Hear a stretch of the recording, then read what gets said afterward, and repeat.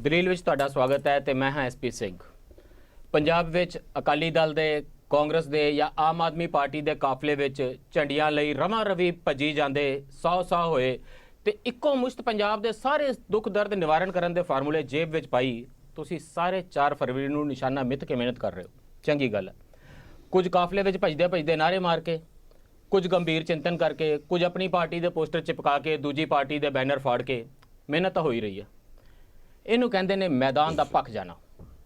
ਦਰਅਸਲ ਮੈਦਾਨ ਵੱਡਾ ਹੈ, ਜਿੰਨਾ ਤੁਹਾਨੂੰ ਦਿਸ ਰਿਹਾ ਇਸ ਤੋਂ ਕਿਤੇ ਵੱਡਾ ਹੈ। ਕਦੀ ਕਦੀ ਨਜ਼ਰ ਤੋਂ ਇਹ ਤੱਥ ਜ਼ਰਾ ਓਲੇ ਹੋ ਜਾਂਦਾ ਹੈ ਕਿ ਪ੍ਰਧਾਨ ਮੰਤਰੀ ਨਰਿੰਦਰ ਮੋਦੀ ਤੇ ਕਾਂਗਰਸ ਦੇ ਨੇਤਾ ਰਾਹੁਲ ਗਾਂਧੀ ਵੀ ਇਲੈਕਸ਼ਨ ਲੜ ਰਹੇ ਨੇ। ਪੰਜਾਬ ਤੋਂ ਬਿਨਾਂ ਉੱਤਰ ਪ੍ਰਦੇਸ਼, ਉੱਤਰਾਖੰਡ, ਗੋਆ ਤੇ ਮਨੀਪੁਰ ਵਿੱਚ ਚੋਣਾਂ ਹੋ ਰਹੀਆਂ ਨੇ। 690 ਸੀਟਾਂ ਤੇ ਚੋਣਾਂ ਹੋਣੀਆਂ ਨੇ ਫਰਵਰੀ ਤੇ ਮਾਰਚ ਵਿੱਚ। ਜੇ ਪੰਜਾਬ ਤੇ ਯੂਪੀ ਵਿੱਚ ਕਾਂਗਰਸ ਦੀ ਗੱਲ ਨਾ ਬਣੀ ਤੇ ਰਾਹੁਲ ਗਾਂਧੀ ਦਾ ਕੈਰੀਅਰ ਖਤਰੇ 'ਚ ਹੈ। ਤੇ ਜੇ ਯੂਪੀ ਵਿੱਚ ਅਖਿਲੇਸ਼ ਦੀ ਬਾਪੂ ਤੋਂ ਕੋਈ ਸਾਈਕਲ ਨਾ ਚੱਲੀ ਤੇ ਉਹਦੀ ਸਾਈਕਲ ਪਿੱਛੇ ਲੱਗੇ ਕੈਰੀਅਰ ਤੇ ਵੀ ਕਿਸੇ ਨੇ ਨਹੀਂ ਬਹਿਣਾ। ਤੇ ਜੇ ਯੂਪੀ ਵਿੱਚ ਬੀਜੇਪੀ ਨੇ ਜਿੱਤ ਪ੍ਰਾਪਤ ਨਾ ਕੀਤੀ ਤਾਂ ਮੋਦੀ ਜੀ ਦੇ 2019 ਦੇ ਦੰਗਲ ਤੇ ਬੱਦਲ ਛਾ ਜਾਣੇ ਨੇ।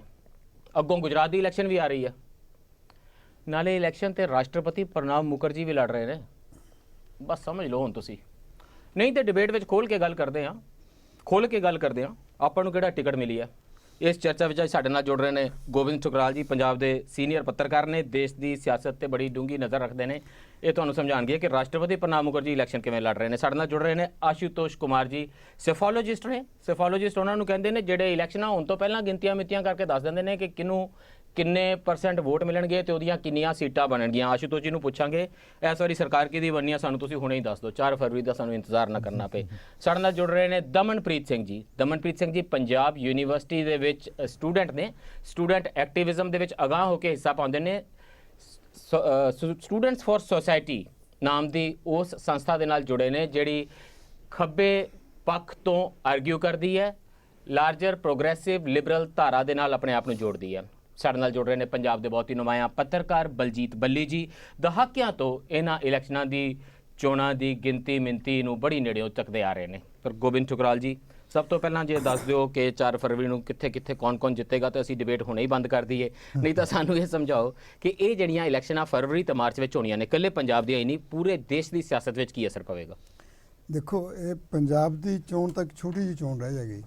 ਯੂਪੀ ਦਾ ਇਲੈਕਸ਼ਨ ਡਿਸਾਈਡ ਕਰੇਗਾ। ਛੋਟੀ ਜੀ, ਠੀਕ ਇੱਥੇ ਮਾਰੋ ਹੀ ਪਈ ਹੈ ਜੀ। ਕੋਈ ਗੱਲ ਨਹੀਂ, ਮਾਰ ਤਾਂ ਅਸੀਂ ਹਰ ਵੇਲੇ ਕਰਦੇ ਹਾਂ ਜੀ। ਸਾਨੂੰ ਮੌਕਾ ਮਿਲਣਾ ਚਾਹੀਦਾ, ਪੰਜਾਬੀਆਂ ਨੂੰ ਮੌਕਾ ਮਿਲਣਾ ਚਾਹੀਦਾ। ਮਾਰ ਦਾ ਸ਼ੁਰੂ ਕਰ ਲੈਂਦੇ ਜੀ।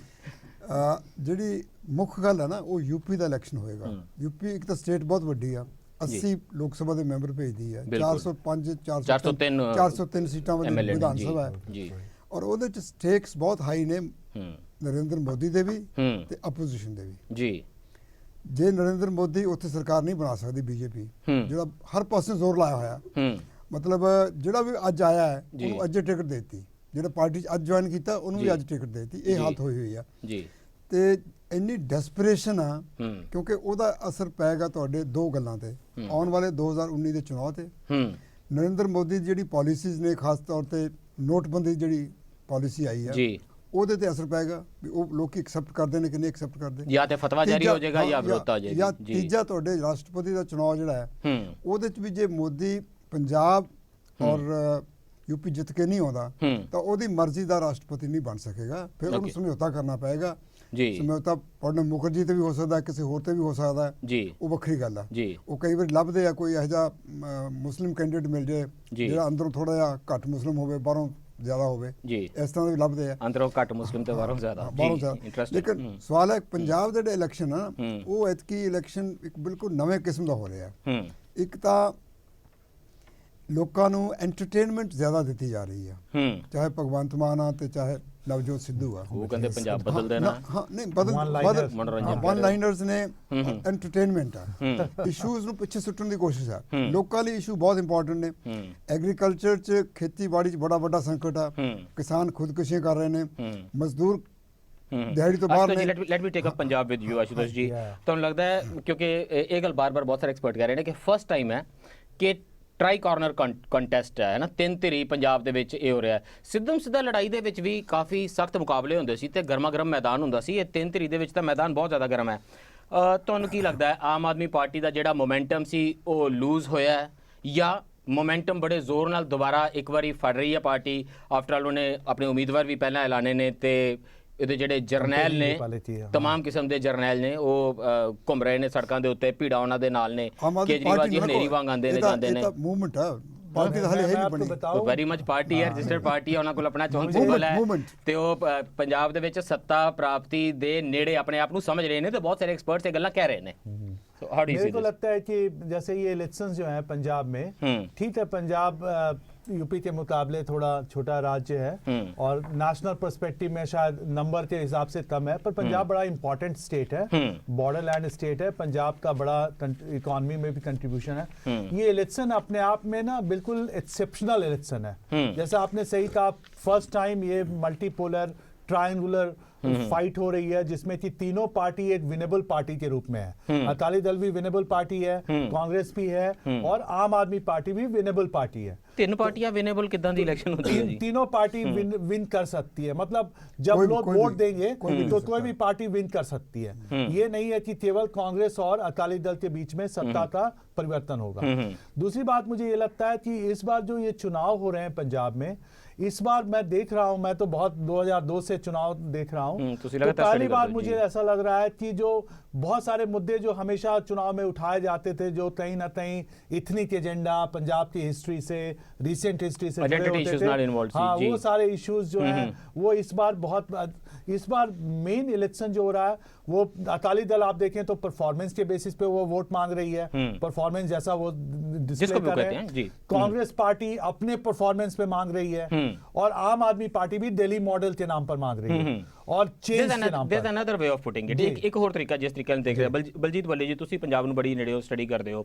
ਪ੍ਰੋਫੈਸਰ ਭੁਪਿੰਦਰ ਬਰਾੜ ਦਾ ਮੈਂ ਰੀਸੈਂਟਲੀ ਆਰਟੀਕਲ ਪੜ੍ਹ ਰਿਹਾ ਸੀ ਡੈਕਨ ਹੈਰਾਲਡ ਦੇ ਵਿੱਚ, ਉਹਨਾਂ ਨੇ ਕਿਹਾ ਵੀ ਅੱਜ ਤੋਂ ਕਿੰਨੇ ਦਿਨ ਰਹਿ ਗਏ, ਹੁਣ 17 ਦਿਨ ਰਹਿ ਗਏ। ਉਹ ਕਹਿੰਦੇ ਵੀ 17 ਦਿਨ ਦੂਰ ਆ ਤੁਸੀਂ ਇਲੈਕਸ਼ਨ ਤੋਂ ਤੇ ਡਾਇਮੈਟ੍ਰਿਕਲੀ ਆਪੋਜ਼ਿਟ ਪ੍ਰੈਡਿਕਸ਼ਨ ਨੇ, ਬਿਲਕੁਲ ਇੱਕ ਦੂਜੇ ਦੇ ਅਗੇਂਸਟ ਕਿ ਕੌਣ ਜਿੱਤੇਗਾ। ਜਿੱਦਾਂ ਪ੍ਰੋਫੈਸਰ ਆਸ਼ੂਤੋਸ਼ ਕਹਿ ਰਹੇ ਨੇ ਕਿ ਹਰ ਪਾਰਟੀ ਵਿਨੇਬਲ ਪੋਜੀਸ਼ਨ ਦੇ ਵਿੱਚ ਹੈ, ਜਿਹਦਾ ਮਤਲਬ ਹੈ ਟੀਵੀ ਤੇ ਗੱਲ ਕਰਨ ਲੱਗਿਆ ਕਮੈਂਟੇਟਰ ਥੋੜੇ ਜੇ ਸ਼ੇਕੀ ਹੁੰਦੇ ਨੇ, ਇਫਸ ਐਂਡ ਬਟਸ ਵਿੱਚ ਬੜੀਆਂ ਆ ਜਾਂਦੀਆਂ ਨੇ, on the one hand on the other hand ਹੋਣ ਲੱਗ ਜਾਂਦਾ ਹੈ ਕਿ ਵੋਟਰ ਵੀ ਕਨਫਿਊਜ਼ਡ ਹੈ ਆਪਣੀਆਂ ਚੋਇਸਿਸ ਨੂੰ ਲੈ ਕੇ। ਤੇ ਇਹ ਜਿਹੜਾ ਪੋਪੂਲਿਸਟ ਪੋਲਿਟਿਕਸ ਨੇ ਹੋਰ ਕੀ ਇੰਸਟੀਟਿਊਸ਼ਨਲਾਈਜ਼ ਹੁੰਦੇ ਆਪਣੇ ਆਪ ਨੂੰ ਨਹੀਂ ਦੇਖਿਆ। ਪਹਿਲਾਂ ਅਕਾਲੀ ਵੀ ਇਹ ਦਾਅਵਾ ਕਰਦੇ ਸੀ ਅਸੀਂ ਇਹ ਫ੍ਰੀ ਦਿਆਂਗੇ, ਇਹ ਕੰਮ ਕਰਾਂਗੇ। ਕਾਂਗਰਸ ਨੇ ਵੀ ਉਹੀ ਲਾਈਨ ਫੜੀ ਰੱਖੀ ਤੇ ਆਮ ਆਦਮੀ ਪਾਰਟੀ ਨੇ ਆ ਕੇ ਵੀ ਉਹਦੇ ਤੇ ਮੋਹਰ ਲਾ ਦਿੱਤੀ ਹੈ ਕਿ ਅਸੀਂ ਇਹ ਸਭ ਫ੍ਰੀ ਦਿਆਂਗੇ। ਇੱਕ ਸਟੇਟ ਜਿਹਦੇ ਬਾਰੇ ਕਿਹਾ ਜਾ ਰਿਹਾ ਹੈ ਕਿ ਫਾਈਨੈਂਸ਼ੀਅਲੀ ਬੈਂਕਰਪਟ ਹੈ, ਬਹੁਤ ਜ਼ਿਆਦਾ ਅੰਡਰ ਡੈਟ ਹੈ, ਉੱਥੇ तमाम ਪੋਪੂਲਿਜ਼ਮ ਜਿਹੜਾ ਇੰਸਟੀਟਿਊਸ਼ਨਲਾਈਜ਼ ਹੋ ਰਿਹਾ। ਦੇਖੋ ਪਹਿਲਾਂ ਥੋੜਾ ਜਿਹਾ ਕੰਟੈਕਸਟ ਜੇ ਮੈਂ ਸਮਝਦਾ ਜੀ ਕਿ ਮੁਲਕ ਦੀ ਤੇ ਉਹਦੇ ਵਿੱਚ ਪੰਜਾਬ ਦੀ ਬਿਲਕੁਲ ਪੋਲਿਟਿਕਸ ਦਾ ਕਰੈਕਟਰ ਜਿਹੜਾ ਹੈ ਉਹ ਬਦਲ ਗਿਆ। ਬਿਲਕੁਲ ਪੋਲਿਟਿਕਸ ਜਿਹੜੀ ਹੈ ਉਹ ਗਲੋਬਲ ਜਿਹੜਾ ਮਾਰਕੀਟਿੰਗ ਦਾ ਯੁੱਗ ਹੈ, ਜਿੱਥੇ ਮਾਰਕੀਟ ਓਰੀਐਂਟਡ ਸਭ ਕੁਝ ਹੈ, ਬਿਲਕੁਲ ਪ੍ਰੋਫਿਟ ਓਰੀਐਂਟਡ। ਪੋਲਿਟਿਕਸ ਵੀ ਇੱਕ ਬਿਜ਼ਨਸ ਬਣ ਗਿਆ, ਬਿਲਕੁਲ ਬਿਜ਼ਨਸ ਹੈ, ਪ੍ਰੋਫੈਸ਼ਨਲ ਬਿਜ਼ਨਸ। ਬਿਲਕੁਲ ਬਿਲਕੁਲ, you have to sell the commodity, ਇਹ ਵੇਚਣੀ ਆ ਹੁਣ। ਸੈਲ ਤੇ ਬਿਜ਼ਨਸ ਦਾ ਜਿਹੜਾ ਲੌਜੀਕ ਹੈ ਕਿ ਤੁਸੀਂ ਉੱਥੇ ਇਨਵੈਸਟ ਕਰੋਗੇ ਜਿੱਥੇ ਤੁਹਾਨੂੰ ਮੁਨਾਫਾ ਹੁੰਦਾ। ਸੋ ਸਾਰੀ ਜਿਹੜੀ ਸਾਰਾ ਕੁਝ ਇਹਦੇ ਦੁਆਲੇ ਘੁੰਮਦਾ ਹੈ ਵੀ ਤੁਸੀਂ ਇਹਦੇ ਚੋਂ ਪਾਵਰ ਕਿਵੇਂ ਹਾਸਲ ਕਰਨੀ ਹੈ ਤੇ ਕਿਵੇਂ ਜਿਹੜੀ ਤੁਸੀਂ ਕਹਦੇ ਜੀ ਤੁਹਾਡਾ ਵਾਰ ਸਾਰੀਆਂ ਤਰ੍ਹਾਂ ਤੇ ਆ। ਹਾਂ ਸਾਰੀਆਂ ਤਰ੍ਹਾਂ ਤੇ ਕਿਉਂ ਉਹਦੇ 'ਚ ਫਿਰ ਪਾਵਰ ਤੁਸੀਂ ਕਿਵੇਂ ਹਾਸਲ ਕਰਨੀ ਹੈ, ਜਿਹੜੇ ਕੋਲ ਹੈਗੀ ਉਹਨੇ ਕਿਵੇਂ ਬਚਾ ਕੇ ਰੱਖਣੀ ਹੈ, ਜਿਹੜੇ ਕੋਲ ਨਹੀਂ ਹੈਗੀ ਉਹਨੇ ਬਾਈ ਹੁੱਕ ਔਰ ਕਰੁੱਕ। ਬਿਜ਼ਨਸ 'ਚ ਵੀ ਇਹ ਹੁੰਦੇ ਪ੍ਰੋਫਿਟ ਤੁਸੀਂ ਟਾਰਗੇਟ ਅਚੀਵ ਕਰਨਾ ਹੈ। ਉਹਦੇ 'ਚ ਜੇ ਕਿਤੇ ਜਿਹੜਾ ਦੂਜੀ ਪਾਰਟੀ 'ਚੋਂ ਤੁਹਾਡੇ ਕੰਮ ਆਉਂਦਾ ਉਹਨੂੰ ਚੱਕ ਕੇ ਇਸ ਪਾਰਟੀ 'ਚ ਕਰ ਲਓ, ਜਿਹੜਾ ਮੁੱਦਾ ਉਹਨਾਂ ਦੇ ਮੈਨੀਫੈਸਟੋ 'ਚ ਕੰਮ ਆਉਂਦਾ ਆਪਣੇ ਮੈਨੀਫੈਸਟੋ 'ਚ ਪਾ ਲਓ। ਇਸੇ ਕੰਟੈਕਸਟ 'ਚ ਹੀ ਤੁਹਾਨੂੰ ਦਲ ਬਦਲੀਆਂ ਜਿਹੜੀਆਂ ਟੁੱਟ ਭੱਜ ਹੋ ਰਹੀ ਹੈ, ਕੋਈ ਕਿੱਧਰ ਜਾ ਰਿਹਾ ਕੋਈ ਕਿੱਧਰ ਜਾ ਰਿਹਾ, ਤੇ ਆਈਡੀਓਲੋਜੀ ਜਿਹੜੀ ਹੈ ਉਹ ਇੱਕੋ ਰਹਿ ਗਈ। ਮਤਲਬ ਆਈਡੀਓਲੋਜੀ ਪਹਿਲਾਂ ਹੋਰ ਹੁੰਦੀ ਸੀ ਵੀ ਲੋਕ ਸੇਵਾ ਜਿਹੜਾ ਆਈਡੀਓਲੋਜੀ ਦਾ ਵਿਕਟਰੀ ਹੈ, ਹੁਣ ਆਈਡੀਓਲੋਜੀ ਦਾ ਕਨਸੈਪਟ ਬਦਲ ਗਿਆ। ਆਈਡੀਓਲੋਜੀ ਇੱਕੋ ਸਾਰੀਆਂ ਪਾਰਟੀਆਂ ਦੀ ਕਿ ਪਾਵਰ ਕੈਪਚਰ ਕਿਵੇਂ ਕਰਨੀ ਹੈ ਤੇ ਉਹਦੇ 'ਚ ਪਾਵਰ ਨੂੰ ਕੈਪਚਰ ਕਰਕੇ ਫਿਰ ਆਪਣੇ ਉਹਨੂੰ ਵਰਤਣਾ ਕਿਵੇਂ ਆ ਅਗਲੇ ਸਿਕਿਉਰ ਕਰਨ ਵਾਸਤੇ ਆਪਣੀ ਜਾਂ ਆਪਣੇ ਇੰਟਰਸਟ ਜਿਹੜੇ। ਇਸ ਕੰਟੈਕਸਟ 'ਚ ਦਲ ਬਦਲੀਆਂ ਸਮਝ ਆਉਣਗੀਆਂ। ਫਿਰ ਲੋਕਾਂ ਦਾ ਜਿਹੜਾ ਐਟੀਟਿਊਡ ਹੈ, ਜਿਹੜੀ ਤੁਸੀਂ ਲੋਕਾਂ ਦੀ ਗੱਲ but you are saying is true of all states, ਇਹ ਸਾਰੀਆਂ ਹੀ ਸਟੇਟਾਂ ਬਾਰੇ ਜਿੱਥੇ ਇੱਥੇ ਇਲੈਕਸ਼ਨਾਂ ਹੋ ਰਹੀਆਂ ਨੇ ਉਹਨਾਂ ਬਾਰੇ ਸੱਚ ਹੈ। ਪਰ ਦਮਨਪ੍ਰੀਤ ਜਿਹੜੀ ਏਜ ਬੈਂਡ ਨੂੰ ਤੁਸੀਂ ਬਿਲੋਂਗ ਜਿਹੜੀ ਪੰਜਾਬ ਦੀ ਜਿਹੜੀ ਗੱਲ ਹੈ, ਪੰਜਾਬ ਵੀ ਇਹਦੇ 'ਚ ਫਿੱਟ ਆਉਂਦਾ। ਔਰ ਬਿਲਕੁਲ ਇਹ ਇਹਨਾਂ ਦੀ ਜਿਹੜੀ ਗੱਲ ਹੈ, ਪੰਜਾਬ ਤੇ ਵੀ ਤਾਂ ਯੂਨੀਫਾਰਮ ਬਣ ਗਈ ਹੈ ਲੋਕਾਂ ਦੀ, ਜਿਹੜੀ ਪੋਲੀਟੀਕਲ ਲੀਡਰਸ ਨੇ ਉਹਨਾਂ ਦੀ ਯੂਨੀਫਾਰਮ ਹੇਠਾਂ ਤੱਕ ਚਲੀ ਗਈ ਹੈ, ਵਰਦੀ ਲੱਗ ਗਈ ਹੈ, ਜਿਵੇਂ ਵਰਦੀ ਹੁੰਦੀ ਹੈ ਨਾ, ਟੋਪੀ ਕਿੰਨੇ ਪਾਣੀ ਹੈ, ਟੋਪੀ ਕਿੰਨੇ ਬਿਲਕੁਲ ਪਾਣੀ, ਬਿਲਕੁਲ, ਨੀਲੀ ਤੇ ਪਾਣੀ, ਲੋਕ ਨੀਲੀ ਵੀ ਪੱਗ ਕਿੰਨੇ ਬੰਨਣੀ ਹੈ, ਲੋਕ ਵੀ ਉਸੇ ਨਜ਼ਰੀਏ ਨਾਲ ਦੇਖਦੇ ਨੇ, ਮਹਾਰਾਜੇ ਵਿੱਚੋਂ ਡੈਮੋਕ੍ਰੇਟ ਕਿੰਨੇ ਲੱਭਣਾ। ਲੋਕ ਵੀ ਉਸੇ ਨਜ਼ਰੀਏ ਨਾਲ ਦੇਖਦੇ ਨੇ। ਦਮਨਪ੍ਰੀਤ ਜੀ, ਤੁਸੀਂ ਉਸ ਡੈਮੋਗ੍ਰਾਫਿਕ ਬੈਂਡ ਨੂੰ ਬਿਲੋਂਗ ਕਰਦੇ ਹੋ ਜਿਹਦੇ ਤੋਂ तमाम ਉਮੀਦਾਂ ਤੇ ਪੰਜਾਬ ਦੀ ਕਿਸਮਤ ਇਸ ਵੇਲੇ ਕਿਹਦੇ ਕੋਲ ਜਾਏਗੀ ਤੇ ਲੋਟਰੀ ਕਿਹਦੀ ਖੁੱਲੇਗੀ, ਇਹ ਯੂਥ ਤੇ ਬਹੁਤ ਡਿਪੈਂਡ ਕਰਦਾ ਹੈ।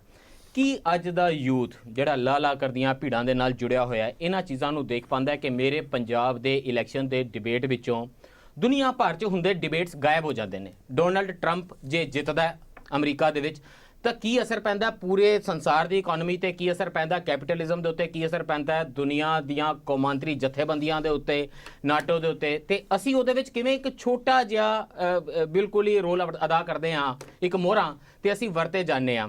ਕਲਾਈਮੇਟ ਚੇਂਜ ਨੂੰ ਦੁਨੀਆ ਭਰ ਇਸ ਵੇਲੇ ਡਿਸਕਸ ਕਰ ਰਹੀ ਹੈ, ਇਹਦੇ ਤੇ ਮੁਲਕ ਲੜ ਰਹੇ ਨੇ ਤੇ ਪੰਜਾਬ ਦਾ ਵੀ ਅਸੀਂ ਉਸ ਖਿੱਤੇ ਦੇ ਵਿੱਚ ਜਿੱਥੇ ਕਲਾਈਮੇਟ ਸਭ ਤੋਂ ਜ਼ਿਆਦਾ ਅਸਰ ਕਰਦਾ, ਸਾਰੇ ਪੰਜਾਬ ਦਾ ਪਾਣੀ ਪੀਣ ਜੋਗਾ ਨਹੀਂ ਰਿਹਾ, ਹਵਾ ਪੀਣ ਜੋਗਾ ਨਹੀਂ ਰਿਹਾ, ਧਰਤੀ ਆ ਉਹ ਜ਼ਹਿਰੀਲੀ ਹੋ ਰਹੀ ਹੈ। ਇਹ ਮੁੱਦਾ ਕਿਤੇ ਇਲੈਕਸ਼ਨ ਦਾ ਇਸ਼ੂ ਨਹੀਂ, ਨਵਜੋਤ ਸਿੱਧੂ ਤੋਂ ਲੈ ਕੇ ਪ੍ਰਗਟ ਸਿੰਘ ਦੀ ਟਿਕਟ ਤੋਂ ਲੈ ਕੇ ਕਿਸੇ ਜਰਨੈਲ ਦੇ ਲੜਨ ਤੱਕ, ਜਰਨੈਲ ਜਾਂ ਜਨਰਲ ਪੰਜਾਬੀ ਜਾਂ ਹਿੰਦੀ ਵਾਲਾ ਜਿਹੜੇ ਵੀ, ਇਹਨਾਂ ਸਾਰੇ ਇਸ਼ੂਜ਼ ਦੇ ਵਿੱਚ ਇਹ ਇਸ਼ੂਜ਼ ਗਵਾਚ ਜਾਂਦੇ ਨੇ। ਤੇ ਜੇ ਮਾਫ ਕਰਨਾ, ਤੁਸੀਂ ਬੜੇ ਗੰਭੀਰ ਚਿੰਤਨ ਵਾਲੀ ਸੰਸਥਾ ਦੇ ਨਾਲ ਵੀ ਸੰਬੰਧ ਰੱਖਦੇ ਹੋ, ਜੇ ਤੁਸੀਂ ਇਹਨਾਂ ਇਸ਼ੂਜ਼ ਬਾਰੇ ਜਾ ਕੇ ਸੜਕ ਦੀ ਨੁੱਕਰ ਤੇ ਗੱਲ ਵੀ ਕਰੋਗੇ ਤਾਂ ਤੁਹਾਨੂੰ ਅਜਬ ਗਜਬ ਨਜ਼ਰਾਂ ਨਾਲ ਦੇਖਿਆ ਜਾਵੇਗਾ ਕਿ ਇਹ ਤਾਂ ਇਲੈਕਸ਼ਨ ਦੇ ਮੁੱਦੇ ਹੀ ਨਹੀਂ ਹੈ।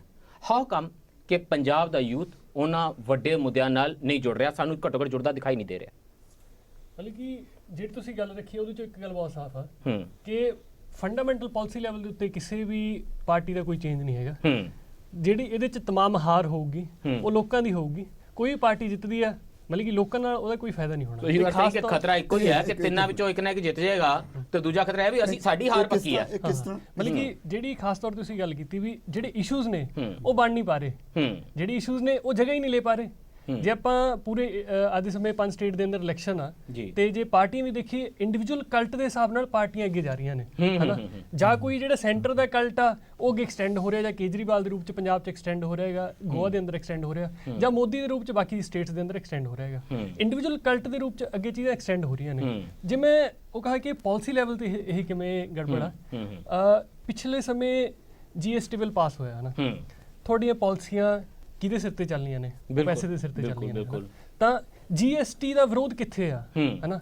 ਜਿਹੜੀ ਤੁਸੀਂ ਪਾਲਿਸੀਆਂ ਦੇ ਦਾਅਵੇ ਕਰਦੇ ਨੇ ਹਨਾ ਵੀ 35,000 ਕਰੋੜ ਰੁਪਇਆ ਤੁਸੀਂ ਕਿਸਾਨਾਂ ਦਾ ਮਾਫ ਕਰਨਾ, ਤੁਹਾਡੇ ਕੋਲ ਪੈਸੇ ਨਹੀਂ ਹੈ, ਤੁਸੀਂ ਕਿੱਥੋਂ ਕਰੋਗੇ, ਹਨਾ? ਉਹ ਜਿਹੜਾ ਪੈਸਾ ਆਉਣਾਗਾ, ਤੁਸੀਂ ਜਿੰਨੀਆਂ ਅੱਜ ਦੇ ਸਮੇਂ ਲਗਾਤਾਰ ਜਦੋਂ BJP ਇੱਕ ਭਾਰਤ ਦੀ ਗੱਲ ਕਰ ਰਹੀ ਹੈ ਹਨਾ, ਇੱਕ ਨੇਸ਼ਨ ਦੀ ਗੱਲ ਕਰ ਰਹੀ ਹੈ, ਵਨ ਟੈਕਸ ਦੀ ਗੱਲ ਕਰ ਰਹੀ ਹੈ, ਉਹਦੇ ਅੰਦਰ ਰੀਜਨਲ ਪਾਰਟੀਆਂ ਅੱਜ ਦੇ ਸਮੇਂ ਰੀਜਨਲ ਇਲੈਕਸ਼ਨ ਨੇ, ਉਹਨਾਂ ਦੇ ਅੰਦਰ ਆ ਮੁੱਦਾ ਬਣ ਕਿਉਂ ਨਹੀਂ ਪਾ ਰਿਹਾ? ਅਕਾਲੀ ਦਲ ਨੂੰ ਨਾ ਉਥੋਂ ਵਿਰੋਧ ਦਿਸਦਾ, ਨਾ ਉਹਦੇ ਵਿੱਚ ਸਮਾਜਵਾਦੀ ਪਾਰਟੀ ਵਿਰੋਧ ਕਰ ਰਹੀ ਹੈ। ਇਹ ਇੱਕ ਚਿੰਤਾ ਦਾ ਵਿਸ਼ੇ ਬਣਿਆ ਹੋਇਆ ਹੈ। ਤੇ ਯੂਥ ਫੈਡਰਲਿਜ਼ਮ ਦਾ ਇਸ਼ੂ ਜਿਹੜਾ ਪੰਜਾਬ ਦੇ ਵਿੱਚ ਬੜਾ ਨੁਮਾਇਆ ਹੁੰਦਾ ਸੀ ਇਲੈਕਸ਼ਨ ਦੇ ਵਿੱਚ, ਇਸ ਵੇਲੇ ਦੀ ਗੱਲ ਵੀ ਨਹੀਂ ਹੋ ਰਹੀ, ਉਹ ਖਤਮ ਹੋ ਗਿਆ। ਨਹੀਂ ਦੇਖੋ ਇਹ ਐਸੇ ਸਮੇਂ ਖਤਮ ਹੋਇਆ ਜਦੋਂ ਦੇਸ਼ ਦੇ ਵਿੱਚ ਦਮਨਪ੍ਰੀਤ ਪੁਆਇੰਟ ਕਰ ਰਹੇ ਨੇ ਕਿ ਇੱਕ ਨੈਸ਼ਨਲਿਸਟ ਪਾਰਟੀ ਜਿਹੜੀ ਹੈ ਉਹ ਦੇਸ਼ ਦੇ ਵਿੱਚ ਰੂਲ ਕਰ ਰਹੀ ਹੋਵੇ ਤੇ ਫੈਡਰਲਿਜ਼ਮ ਦਾ ਮੁੱਦਾ ਪੰਜਾਬ ਦੀਆਂ ਇਲੈਕਸ਼ਨਾਂ ਵਿੱਚ ਵੀ ਮੁੱਦਾ ਨਾ ਬਣੇ, ਜਿੱਥੇ ਫੈਡਰਲ ਧਾਰਾ ਬੜੀ ਸਟਰੋਂਗ ਰਹੀ ਹੈ। ਰੀਜਨਲ ਇਲੈਕਸ਼ਨਸ ਨੇ ਨਾ, ਰੀਜਨਲ ਇਲੈਕਸ਼ਨ ਦੇ ਅੰਦਰ ਇਹ ਬੇਸਿਸ ਆ ਤੁਹਾਡਾ, ਜਿਵੇਂ ਸਟੇਟ ਇਲੈਕਸ਼ਨਸ ਨੇ। ਸੋ ਆਧਾਰ ਹੀ ਨਹੀਂ ਹੈ ਮੁੱਦਿਆਂ ਦੇ ਉੱਤੇ ਗੱਲ ਕਰਨ ਦਾ। ਜਿਵੇਂ ਇੱਕ ਹੋਰ ਜਿਹੜਾ ਤੁਸੀਂ ਡੈਮੋਗ੍ਰਾਫੀ ਦੇ ਉੱਤੇ ਥੋੜੀ ਗੱਲਬਾਤ ਕੀਤੀ, ਉਹ ਸੀਗਾ ਕਿ ਯੂਥ ਦਾ ਥੋੜਾ ਮਸਲਾ। ਯੂਥ ਅੱਜ ਦੇ ਸਮੇਂ ਪੂਰਾ ਫਰਸਟ੍ਰੇਟਡ ਹੈਗਾ, ਹਨਾ। ਜਦੋਂ ਮੋਦੀ ਦੇ ਇਲੈਕਸ਼ਨ ਹੋਏ, ਯੂਥ ਬਹੁਤ ਭੱਜ ਕੇ ਮੋਦੀ ਦੀ ਸਪੋਰਟ ਕੀਤੀ। ਬਿਲਕੁਲ ਤੇ ਸਭ ਤੋਂ ਵੋਕਲ ਸੈਕਸ਼ਨ ਆ, ਚਾਹੇ ਫੇਸਬੁੱਕ ਦੇ ਉੱਤੇ ਚਾਹੇ ਪਿੰਡਾਂ ਦੇ ਉੱਤੇ। ਅੱਜ ਦੇ ਸਮੇਂ ਜੇ ਆਪਾਂ ਦੇਖੀਏ ਕੰਪੇਨਿੰਗ ਦਾ ਜਿਹੜਾ ਨੰਬਰ ਪੱਖੋਂ ਵੀ ਕੰਪੇਨਿੰਗ ਦੇ ਤਰੀਕੇ ਬਦਲੇ ਨੇ। ਕੰਪੇਨਿੰਗ ਦੇਖੀ ਵੀ ਪਹਿਲਾਂ ਆਪਾਂ ਜਾਣਦੇ ਆ ਦਾਣਾ ਮੰਡੀਆਂ ਦੇ ਅੰਦਰ ਕੰਪੇਨਿੰਗਾਂ ਹੁੰਦੀਆਂ ਸੀ, ਉੱਥੇ ਬੁਲਾਉਂਦੇ ਹੁੰਦੇ ਸੀ, ਪਰ ਅੱਜ ਦੇ ਸਮੇਂ ਨੁੱਕੜ ਜਿਹੜੇ ਹੋਰ ਡੀਸੈਂਟਰਲਾਈਜ਼ਡ ਹੋਇਆ ਕੰਮ, ਨੁੱਕੜਾਂ ਦੇ ਅੰਦਰ ਹਨਾ, ਤੁਹਾਡੀਆਂ ਗਲੀਆਂ ਦੇ ਅੰਦਰ ਅੱਜ ਦੇ ਸਮੇਂ ਕੰਪੇਨਿੰਗਾਂ ਹੋ ਰਹੀਆਂ ਨੇ, ਉਹ ਸਾਰੀਆਂ ਯੂਥ ਦੇ ਸਿਰ ਤੇ ਹੋ ਰਹੀਆਂ ਨੇ। ਬਟ ਯੂਥ ਦਾ ਜਿਹੜਾ ਡਿਪਰੈਸ਼ਨ ਆ ਹਨਾ, ਉਹ ਜਾਂ ਫਰਸਟ੍ਰੇਸ਼ਨ ਆ, ਅਲਟੀਮੇਟਲੀ ਉਹਨੂੰ ਚਾਹੀਦਾ ਚੇਂਜ, ਤੇ ਬਹੁਤ ਇਮੀਡੀਏਟ ਚੇਂਜ। ਉਹ ਕਿਤੇ ਨਾ ਕਿਤੇ ਅੱਜ ਦੇ ਸਮੇਂ ਪੰਜਾਬ ਦੇ ਚੇਂਜ ਦੀ ਜਿਹੜੀ ਸਰਚ ਹੈ ਉਹਦੇ ਵਿੱਚੋਂ ਅਸੀਂ ਜਿਹੜੇ ਸਬਸਟੈਂਟਿਵ ਇਸ਼ੂਜ਼ ਨੇ, ਚਾਹੇ ਉਹ ਇਨਫਲੇਸ਼ਨ ਦਾ ਹੋਵੇ, ਚਾਹੇ ਕਰਪਸ਼ਨ ਦਾ ਹੋਵੇ, ਸੰਸਾਰਕ ਪਾਲਿਸੀਜ਼ ਦਾ ਹੋਵੇ, ਚਾਹੇ ਉਹ ਕਲਾਈਮੇਟ ਚੇਂਜ ਦਾ ਹੋਵੇ, ਚਾਹੇ ਇੰਪਲੋਇਮੈਂਟ ਦੇ ਮੁੱਦੇ ਹੋਣ, ਉਹ ਪੋਪੂਲਿਸਟ ਸਲੋਗਨੇਰਿੰਗ ਦੇ ਥੱਲੇ ਸਾਊਂਡ ਬਾਈਟਸ ਦੇ ਥੱਲੇ ਤੁਰ ਜਾ ਰਹੇ। ਮੈਨੂੰ ਜਸ ਬੱਲੀ ਸਾਹਿਬ ਬ੍ਰੇਕ ਲਈ ਰੁਕਣਾ ਪੈ ਰਿਹਾ ਕਿਉਂਕਿ ਦਮਨਪ੍ਰੀਤ ਨੇ ਡਿਬੇਟ ਮੋੜ ਕੇ ਉਧਰ ਲੈ ਦਿੱਤਾ, ਜਿਹਦੇ ਚ 3 ਪੋਲੀਟੀਕਲ ਪਾਰਟੀਆਂ ਨੇ ਪੰਜਾਬ ਦੇ ਵਿੱਚ ਇਕੱਠੇ ਹੋ ਕੇ ਸਫਲਤਾ ਪ੍ਰਾਪਤ ਕੀਤੀ ਹੋਈ ਹੈ ਕਿ ਡਿਬੇਟ ਉਧਰ ਨੂੰ ਜਾਵੇ ਹੀ ਨਾ, ਤੇ ਇਹ ਡਿਬੇਟ ਉਹਨਾਂ ਮੁੱਦਿਆਂ ਤੇ ਰਵੇ ਤੇ ਪੂਰੇ ਦੇਸ਼ ਦੇ ਵਿੱਚ ਹੋ ਰਹੀਆਂ ਇਹ ਮਿੰਨੀ ਇਲੈਕਸ਼ਨਾਂ ਤੁਸੀਂ ਇਹਨਾਂ ਨੂੰ ਕਹਿ ਰਹੇ ਸੀ 5 ਸਟੇਟਾਂ ਦੇ ਵਿੱਚ, ਇਹ ਕੀ ਅਸਰ ਪਾਣਗੀਆਂ ਸਾਡੀ ਜ਼ਿੰਦਗੀ ਤੇ? ਜੋਕਰਸ ਔਰ ਜਸਟਿਸ ਦੀ ਪਾਰਟੀ ਜੋਕਰਸ ਔਰ ਜਸਟਿਸ ਦੀ ਪਾਰਟੀ ਬਿਲਕੁਲ ਇਹ ਕੀ ਅਸਰ ਪਾਣਗੀਆਂ ਸਾਡੀ ਆਪਣੀ ਜ਼ਿੰਦਗੀ ਦੇ ਉੱਤੇ? ਇਕੱਲੇ ਪੰਜਾਬ, ਯੂਪੀ, ਮਨੀਪੁਰ ਜਾਂ ਉੱਤਰਾਖੰਡ ਦੇ ਉੱਤੇ ਹੀ ਨਹੀਂ ਬਲਕਿ ਪੂਰੇ ਦੇਸ਼ ਦੀ ਸਿਆਸਤ ਦੇ ਉੱਤੇ ਚਰਚਾ ਜਾਰੀ ਰੱਖਾਂਗੇ ਇਸ ਬ੍ਰੇਕ ਤੋਂ ਬਾਅਦ।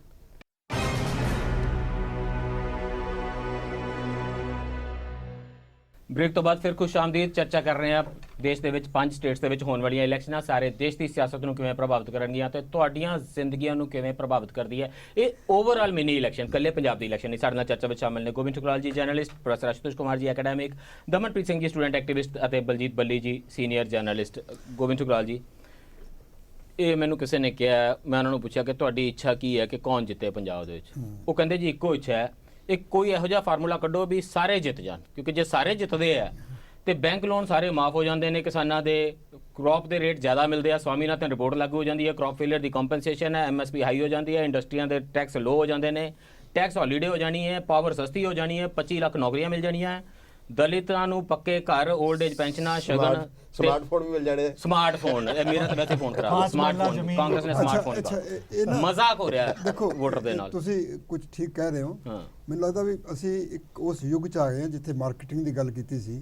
ਅਸੀਂ ਲੱਗਦਾ ਇਸ ਯੁੱਗ 'ਚ ਆ ਜਿੱਥੇ ਸਿਆਸਤ ਸਾਰੀ ਬੇਈਮਾਨ ਹੋ ਗਈ ਹੈ। ਤੁਸੀਂ ਇੰਨਾ ਮੋਟਾ 130 ਸਫ਼ਿਆਂ ਦਾ ਮੈਨੀਫੈਸਟੋ ਲਿਖ ਕੇ ਬੜੀ ਮਿਹਨਤ ਕਰਕੇ ਇੱਕ ਪਾਸੇ ਰੱਖਤਾ, ਤੁਸੀਂ 10 ਸਫ਼ਿਆਂ ਦਾ ਲਿਖਿਆ ਇੱਕ ਪਾਸੇ ਰੱਖਤਾ, ਤੁਸੀਂ ਹੋਰ ਲਿਖਿਆ ਇੱਕ ਪਾਸੇ ਰੱਖਤਾ। ਕੱਲ ਪ੍ਰੈਸ ਕਲੱਬ ਦੇ ਵਿੱਚ ਅਰਵਿੰਦ ਕੇਜਰੀਵਾਲ ਆਏ 20 ਮਿੰਟ ਦੀ ਉਹ ਪ੍ਰੈਸ ਕਾਨਫਰੰਸ ਖਤਮ ਕਰਕੇ ਚਲੇ ਗਏ, ਕਿਸੇ ਸਵਾਲ ਦਾ ਗੰਭੀਰ ਤਰੀਕੇ ਨਾਲ ਤੂਫਾਨੀ ਹੁੰਦੀ ਹੈ ਨਾ ਪ੍ਰੈਸ ਕਾਨਫਰੰਸ ਅੱਜਕੱਲ, ਨਾ ਸੁਣਨ ਦੀ ਕੋਸ਼ਿਸ਼ ਸੀ ਨਾ ਜਵਾਬ ਦੇਣ ਦੀ ਕੋਸ਼ਿਸ਼ ਸੀ। ਕੀ ਮਤਲਬ ਸੀ ਸਾਰੀ ਗੱਲ ਦਾ? ਕੀ ਕਨਵੇ ਕਰਨਾ ਚਾਹੁੰਦੇ ਸੀ ਤੁਸੀਂ? ਵੀ ਮੈਂ ਤਾਂ ਇਲੈਕਸ਼ਨ ਜਿੱਤ ਲਿਆ, ਨੌਜਵਾਨ ਮੇਰੇ ਨਾਲ ਨੇ, ਫਰਸਟ੍ਰੇਸ਼ਨ ਆ, 35 ਲੱਖ ਨੌਜਵਾਨ ਪੰਜਾਬ 'ਚ ਬੇਕਾਰ ਆ, ਐਜੂਕੇਸ਼ਨ ਬਹੁਤ ਮਹਿੰਗੀ ਹੋ ਗਈ ਆ, ਹੈਲਥ ਬਹੁਤ ਮਹਿੰਗੀ ਹੋ ਗਈ ਆ। ਜਿਹੜਾ ਇਹ ਸਾਰਾ ਜਿਹੜੇ ਇਸ਼ੂਜ਼ ਨੇ ਨਾ, ਇਹ ਫੰਡਾਮੈਂਟਲੀ ਨਾ ਅਕਾਲੀ, ਸੁਣੋ ਇੱਕ ਮਿੰਟ ਜੀ, ਨਾ ਬੀਜੇਪੀ ਤੇ ਨਾ ਕਾਂਗਰਸ ਇਹਨਾਂ ਫੰਡਾਮੈਂਟਲ ਤੇ ਡਿਫਰ ਹੀ ਨਹੀਂ ਕਰਦੇ। ਉਹ ਇੱਕ ਲੋਲੀਪੌਪ, ਇੱਕ ਮਿੱਠੀ ਜੀ ਗੋਲੀ, ਇੱਕ ਸੁਣੋ ਮਿੱਠੀ ਜੀ ਗੋਲੀ ਦੇਣਾ ਚਾਹੁੰਦੇ ਲੋਕਾਂ ਨੂੰ। ਸਵਾਮੀਨਾਥਨ ਬਾਰੇ ਪ੍ਰਧਾਨ ਮੰਤਰੀ ਨੇ ਜ਼ੋਰ ਲਾ ਕੇ ਕਿਹਾ ਸੀਗਾ ਵੀ 50% ਪ੍ਰੋਫਿਟ ਮਿਲੇਗਾ, ਉਹਦਾ ਜ਼ਿਕਰ ਹੀ ਨਹੀਂ। ਸਾਰੀਆਂ ਗੱਲਾਂ ਸੱਚ ਹੈ, ਪਰ ਆਸ਼ੂਤੋਸ਼ ਜੀ ਗੱਲ ਤਾਂ ਇਹ ਹੈ ਕਿ ਜ਼ਮੀਨ ਦੇ ਉੱਤੇ ਤਾਂ ਇਸ਼ੂ ਖੜਾ ਸੀਗਾ। ਜੇ ਜਲੂਰ ਦੀਆਂ ਗਲੀਆਂ ਦੇ ਵਿੱਚ ਇੱਕ ਸਟਰਗਲ ਚੱਲ ਰਹੀ ਹੈ ਔਰ ਇੱਕ ਲੰਬੇ ਸਮੇਂ ਤੋਂ ਚੱਲ ਰਹੀ ਹੈ, ਬੜੇ ਐਗਰੈਸਿਵ ਤਰੀਕੇ ਨਾਲ ਚੱਲ ਰਹੀ ਹੈ। ਬਲਦ ਕਲਾਂ ਤੋਂ ਜਿਹੜੀਆਂ ਆਵਾਜ਼ਾਂ ਉੱਠੀਆਂ ਸੀ ਦਲਿਤਾਂ ਲਈ 1/3 ਜ਼ਮੀਨ ਜਿਹੜੀ ਹੈ ਕਾਮਨ ਲੈਂਡ ਦੇ ਵਿੱਚ, ਉਹ ਆਵਾਜ਼ਾਂ ਇੰਨੀਆਂ ਸਟਰੋਂਗ ਸੀ। ਤੁਸੀਂ ਮੈਨੂੰ ਦੱਸੋ ਪੰਜਾਬ ਵਰਗੀ ਸਟੇਟ ਦੇ ਵਿੱਚੋਂ ਜਿੱਥੇ 31% ਆਲਮੋਸਟ 32% 31.94% ਜਿਹੜੀ ਆਬਾਦੀ ਹੈ ਉਹ ਸ਼ੈਡਿਊਲ ਕਾਸਟ ਦੀ ਹੋਵੇ, ਦਲਿਤ ਦੀ ਹੋਵੇ, ਉਹਦੇ ਵਿੱਚੋਂ ਦਲਿਤ ਦਾ ਨੈਰੇਟਿਵ ਇਲੈਕਸ਼ਨੀਅਰਿੰਗ ਦੇ ਦੌਰਾਨ, ਚੋਣ ਪ੍ਰਚਾਰ ਦੇ ਦੌਰਾਨ ਕਿਵੇਂ ਗਾਇਬ ਹੋ ਜਾਂਦਾ? 1/3 ਲੋਕਾਂ ਦਾ ਨੈਰੇਟਿਵ, ਇਹ ਨੈਰੇਟਿਵ ਤਾਂ ਐਕਚੁਅਲੀ ਸਾਡਾ ਵੀ ਹੈ। ਮੈਂ ਇਹਨੂੰ ਕੇਵਲ ਦਲਿਤਾਂ ਦੇ ਉੱਤੇ ਕਿਉਂ ਸੁੱਟ ਰਿਹਾ ਕਿ ਆਪਣਾ ਨੈਰੇਟਿਵ ਉਹੀ ਕਹਿਣ, ਆਪਣੀ ਕਥਾ ਉਹੀ ਕਹਿਣ। ਇੱਕ ਸੈਕਿੰਡ, ਉਹ ਤਿੰਨੇ 32% ਤਾਂ ਹੈ ਨੇ ਨਾ। ਇੱਕ ਮਿੰਟ, ਤਿੰਨੇ ਪਾਰਟੀਆਂ ਉਸ ਦਲਿਤ ਨੂੰ ਕਲੇਮ ਕਰ ਰਹੀਆਂ ਨੇ, ਤਿੰਨੇ ਪਾਰਟੀਆਂ ਕਲੇਮ ਕਰ ਰਹੀਆਂ ਨੇ, ਔਰ ਇੱਕ ਪਾਰਟੀ ਤਾਂ ਇਹ ਕਹਿ ਰਹੀ ਕਿ ਸਾਡੇ ਦਲਿਤ, ਅਸੀਂ ਦਲਿਤ ਹੈਗੇ। ਟੂ ਕੁਐਸਚਨਸ ਆਸ਼ੂਤੋਸ਼ ਜੀ, ਤੁਹਾਡੇ ਲਈ ਕੋਈ ਸਵਾਲ ਇਹ ਹੈ ਕਿ ਇਹ ਨੈਰੇਟਿਵ ਕਿਉਂ ਨਹੀਂ ਹੈ, ਤੇ ਦਮਨ ਲਈ ਮੇਰਾ ਸਵਾਲ ਇਹ ਹੈ ਕਿਉਂਕਿ ਦਮਨ ਲਗਾਤਾਰ ਕੰਮ ਕਰਦੇ ਨੇ ਉਹਨਾਂ ਸਫਾਂ ਦੇ ਵਿੱਚ, ਦਮਨ ਦਲਿਤ ਕੰਸੋਲੀਡੇਟ ਕਿਉਂ ਨਹੀਂ ਹੋ ਪਾ ਰਹੇ? ਬਟ फर्स्ट आशुतोष, पहले मैं दमन वाला जो सवाल है उसका भी जवाब दे सकता हूँ। श्योर। एक तो पंजाब में देखो दलित कॉन्स्टिट्यूएंसी जो है ना, ये ठीक है 1/3 पॉपुलेशन है। दलित में क्रिश्चियन भी हैं, हिंदू भी हैं, अधर्मी भी हैं, रविदासिया भी हैं, तो डिफरेंट रिलीजियस एलिगेंस है, सिख भी हैं, तो एक तो ये हो जाता है, हेट्रोजेनिटी हो जाती है सिख कम्युनिटी में। दूसरी बात कि जो पंजाब का जो land structure, basis of power क्या लैंड है, दलितों के पास जितनी जमीन है उन्हीं सत्ता आती है, जिनके पास जमीन है, जमीन जो है वो सोर्स ऑफ पावर है। तो यहाँ जमीन जो है दलितों के पास 2.4% है, वो 32%। ਉਹਨਾਂ ਦੀਆਂ ਲੜਾਈਆਂ ਤੇ 5 ਮਰਲੇ ਦੇ ਘਰਾਂ ਤੱਕ ਹੀ ਲੜੀਆਂ ਨੇ, ਉਹ ਵੀ ਨਹੀਂ ਜਿੱਤੀਆਂ ਜਾ रही हैं। जमीन है नहीं, तो फिर पंजाब की जो इकोनॉमी है पूरी एग्रेरियन इकोनॉमी, तो उससे तो ये तो आर्गुमेंट है ना, ये तो आर्गुमेंट थी कि वो इकट्ठे कंसोलिडेशन हो जाती। पहले क्वेश्चन जो आपने कहा दलित क्यों नहीं मैटर कर रहे, तो दलित मैटर करते अगर कोई ऐसी पार्टी बनती जो दलितों को अपनी कोर कॉन्स्टिट्यूएंसी बनी सी। बीएसपी ਤੁਹਾਡੀਆਂ ਲਿਖਤਾ ਕਿ 4% ਦਾ ਵੋਟ ਸ਼ੇਅਰ, बीएसपी अब 4% पे रह गई। बीएसपी क्यों रह गई? सौदेबाजी। बीएसपी की लीडरशिप जो है हाँ। वो यूपी से आगे सोचती नहीं, यहाँ उन्होंने फैक्शनलिज्म किया हुआ है, जो दलित कम्युनिटी में वाल्मीकि कम्युनिटी है उनको लीडरशिप रोल देती नहीं। ਗੱਲ ਸਿਰਫ 32% ਦੀ ਨਹੀਂ ਹੈ, ਦਲਿਤ ਜ਼ਿਆਦਾ ਕਨਸੈਂਟਰੇਟਡ ਦੁਆਬਾ ਰੀਜਨ ਦੇ ਵਿੱਚ ਨੇ। ਦਲਿਤ ਨੂੰ ਜਾਂ ਕਾਸਟ ਨੂੰ ਹਨਾ ਸੋ ਕੋਲਡ ਲੋਅਰ ਕਾਸਟ ਨੂੰ ਇੱਕ ਜਗ੍ਹਾ ਤੇ ਉੱਤੇ ਇਕੱਠੇ ਕਰ ਦੇਣਾ ਉਹ ਥੋੜੀ ਗੜਬੜ ਹੋ ਹੋਮੋਜੈਨਿਟੀ ਨਾਲ ਪ੍ਰੋਬਲਮ ਆਉਂਦੀ ਹੈ ਜੀ। ਉਹਨਾਂ ਦੀ ਇੱਕ But ਚੀਜ਼ this happened in Uttar Pradesh, ਅਸੀਂ ਨਾਲ ਉਹ ਵੀ ਡਿਸਕਸ ਕਰ ਰਹੇ ਹਾਂ, ਮੈਂ ਤਾਂ ਚੀਜ਼ ਨੂੰ ਸਵਾਲ ਲੈ ਲੈ ਕੇ ਸਹਿਮਤੀ ਹੋ ਸਕਦੀ ਹੈ ਜੀ। ਕਿ ਵਿਤਕਰਾ ਹੁੰਦਾ ਹੈ ਨਾ, ਹਾਂ। ਵਿਤਕਰੇ ਦੇ ਉਲਟ ਸਾਨੂੰ ਲੜਨਾ ਚਾਹੀਦਾ। ਵਿਤਕਰਾ ਹੈ, ਮਾਰਜਨਲਾਈਜੇਸ਼ਨ ਹੈ। ਪਰ ਉਹ ਤੋਂ ਬਾਅਦ ਇੱਕ ਹੋਰ ਸਵਾਲ ਹੈ, ਇਹ ਵਿਤਕਰਾ ਦੂਰ ਕਿਵੇਂ ਹੋਊਗਾ, ਕਾਸਟ ਹੱਲ ਕਿਵੇਂ ਹੋਊਗੀ। ਇਹਦਾ ਇੱਕ ਬਹੁਤ ਐਗਜ਼ਾਮਪਲ ਹੈਗਾ ਕਿ ਜਦੋਂ ਜਲੂਰ ਦੇ ਅੰਦਰ ਸੰਘਰਸ਼ ਹੋਇਆ ਹੈਨਾ, ਜਲੂਰ ਦੇ ਅੰਦਰ ਜ਼ਮੀਨ ਦਾ ਸੰਘਰਸ਼ ਆ। ਬਿਲਕੁਲ। ਜਿਹੜਾ ਬਾਕੀ ਸੈਕਸ਼ਨ ਤੋਂ ਬਹੁਤ ਸਾਰੇ ਮੈਗਜ਼ੀਨਸ ਹੈਗੇ ਨੇ, ਉਹ ਦਲਿਤ ਆਰਗੇਨਾਈਜੇਸ਼ਨਾਂ ਨੇ, ਉਹਨਾਂ ਨੇ ਇਹਦਾ ਸੰਘਰਸ਼ ਦਾ ਵਿਰੋਧ ਕੀਤਾ। ਕਹਿੰਦੇ ਕਿ ਇੱਕ ਜਿਹੜਾ ਲੈਫਟਿਸਟ ਖੱਬੇ ਪੱਖੀ ਸੈਕਸ਼ਨ ਹੈਗਾ ਉਹ ਦਲਿਤਾਂ ਨੂੰ ਅੱਗੇ ਕਰਕੇ ਮਰਾਊਗਾ ਉਹ, ਹੈਨਾ, ਪਰ ਜ਼ਮੀਨ ਦਾ ਸੰਘਰਸ਼। ਤੇ ਉਹ ਤੋਂ ਬਾਅਦ ਉਹ ਕਿਹੜਾ ਸੈਕਸ਼ਨ ਬੋਲ ਰਿਹਾ ਹੈਗਾ, ਉਹਨੂੰ ਜੇ ਆਪਾਂ ਜਾਣਾ ਹੈਗਾ ਹੋਰ ਅੱਗੇ ਕਰਨਾ ਹੈਗਾ, ਆਪਾਂ ਜਲੂਰ ਪਿੰਡ ਦੇ ਅੰਦਰ ਜਾ ਸਕਦੇ ਹਾਂ। ਜਲੂਰ ਦੇ 2 ਮਿੰਟ, ਜਲੂਰ ਨੂੰ ਮੈਂ ਥੋੜਾ ਐਕਸਟੈਂਡ ਕਰੂੰਗਾ। ਜਲੂਰ ਦੇ ਅੰਦਰ ਜਦੋਂ ਅਪਰ ਕਾਸਟ ਨਾਲ ਮਿਲ ਕੇ ਹਨਾ, ਪੋਲੀਟੀਕਲ ਪਾਰਟੀਆਂ ਨਾਲ ਮਿਲ ਕੇ ਜਦੋਂ ਉਹਨਾਂ ਤੇ ਅਟੈਕ ਕੀਤਾ ਤਾਂ ਇੱਕ ਸੈਕਸ਼ਨ ਜਿਹੜਾ ਹੈਗਾ ਜਲੂਰ ਪਿੰਡ ਤੋਂ ਭੱਜ ਗਿਆ, ਜਿਹੜਾ ਸੈਕਸ਼ਨ ਵਾਪਸ ਆਇਆ ਹਨਾ, ਉਹ ਇਹ ਸੀਗਾ ਜਿਹੜਾ ਜ਼ਮੀਨ ਤੇ ਕੰਮ ਕਰਦਾ ਸੀ, ਜਿਹੜਾ ਨੌਕਰੀ ਪੇਸ਼ੇ ਵਾਲਾ ਉਹ ਚਲੇ ਗਿਆ, ਉਹ ਡਰ ਦੇ ਮਾਰੇ ਵਾਪਸ ਨਹੀਂ ਆਇਆ। ਤੇ ਮੈਂ ਇੱਕ ਹੋਰ ਕਹੂੰਗਾ ਕਿ ਉਹਦਾ ਜਿਹੜਾ ਉਹ ਹੈਗਾ ਨੈਰੇਟਿਵ ਹੈਗਾ ਉਹ ਤਾਂ ਆਊਗਾ ਜੇ ਆਪਾਂ ਉੱਥੇ ਜਾਈਏ, ਆਪਾਂ ਥੋੜਾ ਯੂਪੀ ਦੇ ਅੰਦਰ ਜਾਂਦੇ ਹਾਂ ਤਾਂ ਦਲਿਤ ਦਾ ਹਨਾ ਜਿਹੜਾ ਡਿਸਕੋਰਸ ਆ ਉਹ ਇਸ ਕਰਕੇ ਹੈਗਾ ਕਿਉਂਕਿ ਪਾਰਟੀਆਂ ਦੇ ਅੰਦਰ ਦਲਿਤ ਇੱਕ ਡੋਮੀਨੈਂਟ ਸੈਕਸ਼ਨ ਦੇ ਅੰਦਰ ਹੈਗਾ। पर पंजाब के अंदर आप देखते हैं ये चीज मिसिंग है। यूपी में जो हुआ ना वो बहुजन समाज पॉलिटिक्स हुई। बहुजन समाज में सिर्फ दलित नहीं थे, मुस्लिम भी थे, ओबीसीज भी थे। पंजाब में मुस्लिम्स नहीं है, पंजाब में ओबीसी की संख्या भी कट है, और पंजाब में बीएसपी जो भी रही स्टेट यूनिट उसने कभी कोशिश नहीं की कि वो बैकवर्ड कास्ट और दलितों को साथ मिलाए, पहली चीज। दूसरा कारण मैं आपको बताऊंगा कि यूपी और पंजाब में अंतर क्या है कि पंजाब में बहुत समय तक religion was the main factor. You know एक ऐसा समय भी था जब कांग्रेस तो हिंदू पार्टी और अकाली दल को सिख पार्टी बना दिया गया, तो religion was the mobilising factor. इसलिए कास्ट कहीं पीछे चला गया।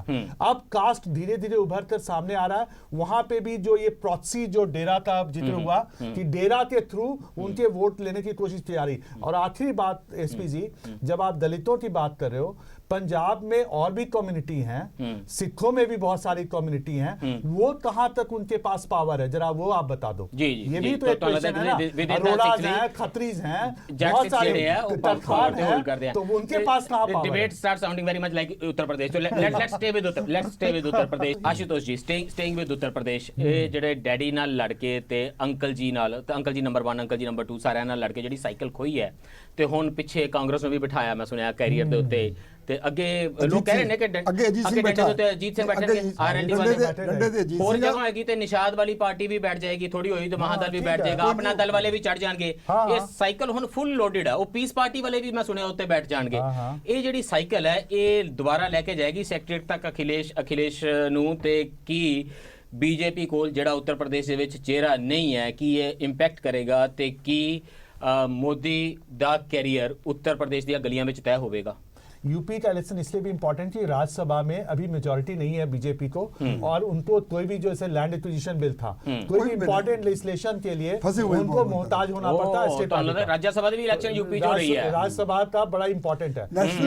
दूसरी बात कि मोदी जी ने मतलब वो मानते नहीं है, बिहार का इलेक्शन उनके सामने है, पर यूपी में भी उन्होंने अपने को सामने कर दिया है। हाँ, ये चेहरा मोदी का ही है। हाँ, तो मोदी का पंजाब में भी वहाँ भी, दिल्ली में मोदी था, दिल्ली चेहरा मोदी, बिहार में मोदी था, बिहार में भी थे, कम ऑफ इट, गुजरात में कम है। सोनोवाल ਨੂੰ ਉਹਨਾਂ ਨੇ ਕੀਤਾ ਸੀਗਾ ਪ੍ਰੋਜੈਕਟ, असम ਦੇ ਵਿੱਚ ਕੀਤਾ ਸੀਗਾ ਸਰਬੰਦਾ ਸੋਨੋਵਾਲ ਨੂੰ हैंडी वन। हाँ, लेकिन यूपी में तो नहीं कर रहे, यूपी में दो चीजें। Why have to put Varun Gandhi aside. एक बहुत सारे लोग तो साइडलाइन क्यों कर देते गए ने यूपी ਦੇ ਵਿੱਚ, ਬਹੁਤ ਸਾਰੇ नेता ਜਿਹੜੇ ਨੇ। राजनाथ सिंह नहीं, यूपी में कल्याण सिंह, यूपी में Ashutosh ji why I am party तो भी ऊपर एक second Ashutosh ji why I am staying with you क्योंकि ਤੁਸੀਂ ਸੈਫਾਲੋਜਿਸਟ ਹੋ। 71 ਸੀਟਾਂ ਬੀਜੇਪੀ ਨੇ ਜਿੱਤੀਆਂ ਲੋਕ ਸਭਾ ਦੇ ਵਿੱਚ, 73 वो टोटल मिलाकर दो भाग अपना दल, 73, ठीक है, तो which means 330 ਸੀਟਾਂ 403 ਵਿੱਚੋਂ ਅਸੈਂਬਲੀ ਸੈਗਮੈਂਟਸ ਤੇ ਬੀਜੇਪੀ ਅੱਗੇ ਹੈ। ਹੁਣ ਮੈਨੂੰ ਇੱਕ ਗੱਲ ਦੱਸੋ, ਜੇ 4 ਕਾਰਨਰਡ ਕੰਟੈਸਟ ਹੈ ਤਾਂ ਮਤਲਬ ਕੋਈ ਵੀ ਪੋਲੀਟੀਕਲ ਪਾਰਟੀ ਜੇ ਵਿਨਿੰਗ ਪੋਜੀਸ਼ਨ 'ਚ ਆਉਣਾ ਚਾਹੁੰਦੀ ਹੈ ਤਾਂ 25 ਤੋਂ 30% ਉਹਨੂੰ ਵੋਟ ਸ਼ੇਅਰ ਚਾਹੀਦਾ ਹੈ। ਲਗਭਗ 250 ਸੀਟਾਂ 'ਚ 253 ਦੇ ਵਿੱਚ ਬੀਜੇਪੀ ਦਾ ਵੋਟ ਸ਼ੇਅਰ 40% ਸੀ, 94 ਸੀਟਾਂ 'ਚ 53% ਸੀ। ਤੁਹਾਨੂੰ ਲੱਗਦਾ ਇੰਨਾ ਵੋਟ ਸ਼ੇਅਰ ਥੱਲੇ ਆ ਜਾਏਗਾ ਬੀਜੇਪੀ ਦਾ ਕਿ ਬੀਜੇਪੀ ਲਈ ਖਤਰਾ ਹੋ ਸਕਦਾ ਹੈ ਤੇ ਪ੍ਰਧਾਨ ਮੰਤਰੀ ਮੋਦੀ ਲਈ 2019 ਵਿੱਚ ਮੁਸ਼ਕਲਾਂ ਆ ਸਕਦੀਆਂ ਨੇ? Is that a realistic analysis? पहली बात की देखिए, एसपी को पिछले बार 29.1% वोट मिले थे और उनको 227-224 सीटें मिल रही जी। 2007 में मायावती को 31.9% वोट मिला था। तो 30%, आप बिल्कुल सही कह रहे हैं, मैं सहमत हूं कि 30% भी जो पार्टी वोट ले जाएगी वो सत्ता पे काबिज होएगी, है ना। अब 30% का जो सारा इलेक्टोरल इंजीनियरिंग चल रहा है, मायावती भी कर रही हैं, वो ये मानते चल रही है कि मुस्लिम की वोटिंग टैक्टिकल होगी। ਕੀ ਇਸ਼ੂਜ਼ ਹੋਣਗੇ? ਕਿਉਂਕਿ ਬੀਜੇਪੀ ਦਾ ਕਹਿਣਾ ਹੈ ਕਿ ਸਟੇਟ ਦੇ ਇਸ਼ੂਜ਼ ਯੂਪੀ ਦੇ ਵਿੱਚ ਕੋਈ ਡਿਫਰੈਂਟ ਨਹੀਂ ਹੋਣਗੇ ਨੈਸ਼ਨਲ ਤੋਂ, ਤੇ ਪਹਿਲਾਂ ਤੋਂ ਇਸ਼ੂਜ਼ ਨਹੀਂ। ਕੀ 2014 ਵਿੱਚ ਜੋ ਇਸ਼ੂਜ਼ ਸੀਗੇ ਉਹ ਨੈਸ਼ਨਲ ਲੈਵਲ ਦੇ ਇਸ਼ੂ ਸੀਗੇ, ਇਸ ਕਰਕੇ ਮੋਦੀ ਹੋਰਾਂ ਨੇ 71 ਸੀਟਾਂ ਜਿੱਤ ਲਈਆਂ? ਕੀ ਸਟੇਟ ਇਲੈਕਸ਼ਨ डिफरेंट रजिस्टर है ना। Come off it, where is the evidence? ਮੇਰੀ ਗੱਲ, this is a long running myth in Indian politics ਕਿ ਸਟੇਟ ਦੇ ਇਸ਼ੂਜ਼ ਅਲੱਗ ਹੁੰਦੇ ਨੇ ਜੀ ਤੇ ਸੈਂਟਰ ਦੇ ਇਸ਼ੂਜ਼ ਅਲੱਗ नहीं होते। हाँ। नहीं, अलग असेंबली नहीं होते। असेंबली यूपी एक ऐसा स्टेट है ना जहां आप देखो आइडेंटिटी पॉलिटिक्स अभी भी खुलकर चल रही है। पंजाब और यूपी में अंतर है, माफ कीजिए। पंजाब का जो इलेक्शन है इसमें जो भी तो पॉपुलिज्म को जो तो परफॉर्मेंस की बात हो रही है, परफॉर्मेंस भले ही आटा दाल और इसके यूपी में भी हो रही है। देखिए सब्सटैंटिव इश्यूज नहीं, यूपी पंजाब में सब्सटैंटिव इश्यूज उठाए जा रहे हैं, ड्रग का मुद्दा उठाया जा रहा है, अनएम्प्लॉयमेंट का मुद्दा। यूपी में सारी जो कवायद चल रही है वो आइडेंटिटी पे कि मुस्लिम किसको वोट देंगे, दलित किसको वोट देंगे, बिल्कुल भी नहीं। कोई डेवलपमेंट की बात नहीं हो रही है। आज अखिलेश यादव जो जिस प्लैंक पे जा रहा है वो कास्ट वाला नहीं है, वो डेवलपमेंट वाला प्लान है। अगर आज उसकी बढ़ाई हो रही है तो डेवलपमेंट के नाम पे हो रही है। अगर वो मोदी को यूपी में एक आदमी अगर कोई चैलेंज कर रहा है तो अखिलेश यादव है। वो किस बात पे कर रहा है?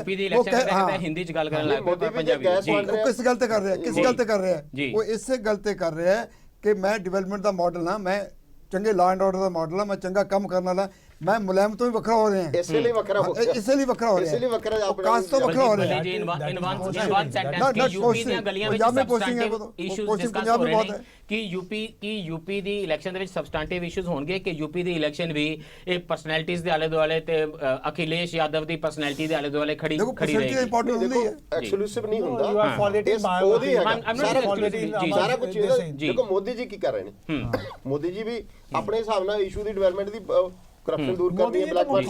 ਨੋਟਬੰਦੀ ਦੇ ਉੱਤੇ ਫਤਵਾ ਇਹਨਾਂ 5 ਸਟੇਟਾਂ ਦੇ ਵਿੱਚੋਂ ਆਏਗਾ। ਨੋਟਬੰਦੀ ਔਰ ਨਹੀਂ, ਹਰ ਜਿਹੜਾ ਦਲਿਤ ਹੈ ਉਹਨੂੰ ਗੈਸ ਮੁਫਤ ਦਿੱਤੀ ਜਾ ਰਹੀ ਹੈ, ਉਹ ਕੀ ਮੁੱਦਾ ਹੈ? ਮੈਨੂੰ ਬ੍ਰੇਕ ਲਈ ਉਹਦੇ ਚ ਕਾਸਟ ਜਾਂ ਧਰਮ ਨਹੀਂ ਹੈਗਾ। ਮੈਨੂੰ ਬ੍ਰੇਕ ਲਈ ਰੁਕਣਾ ਪੈ ਰਿਹਾ, ਪਰ ਜੋ ਛੋਟੀਆਂ ਸਟੇਟਾਂ ਨਾਲ ਹਿੰਦੁਸਤਾਨ ਦੇ ਵਿੱਚ ਹੁੰਦਾ ਨਾ, ਉਹ ਸਾਡੇ ਡਿਬੇਟ ਦੇ ਵਿੱਚ ਵੀ ਹੋ ਰਿਹਾ। ਦੇਖੋ ਉੱਤਰਾਖੰਡ ਦੀ ਅਜੇ ਵਾਰੀ ਨਹੀਂ ਆਈ ਤੇ ਗੁਜਰਾਤ ਦੀ ਗੱਲ ਨਹੀਂ ਕੀਤੀ ਤੁਸੀਂ, ਗੋਆ ਦੀ ਗੱਲ ਨਹੀਂ ਕੀਤੀ, ਗੋਆ ਦੀ ਅਜੇ ਗੱਲ ਨਹੀਂ ਕੀਤੀ ਤੇ ਨਾਰਥ ਈਸਟ ਵਾਲਿਆਂ ਨੂੰ ਤੇ ਵੈਸੇ ਹੀ ਸਭ ਤੋਂ ਬਾਅਦ ਪੁੱਛਦੇ ਆ। ਮੈਨੂੰ ਲੱਗਦਾ ਮਨੀਪੁਰ ਦਾ ਪਤਾ ਹੀ ਨਹੀਂ ਇਲੈਕਸ਼ਨ ਹੋ ਰਿਹਾ ਕਿ ਨਹੀਂ। ਦਰੁਸਤ ਕਰਦੇ ਆ ਇਸ ਬ੍ਰੇਕ ਤੋਂ ਬਾਅਦ।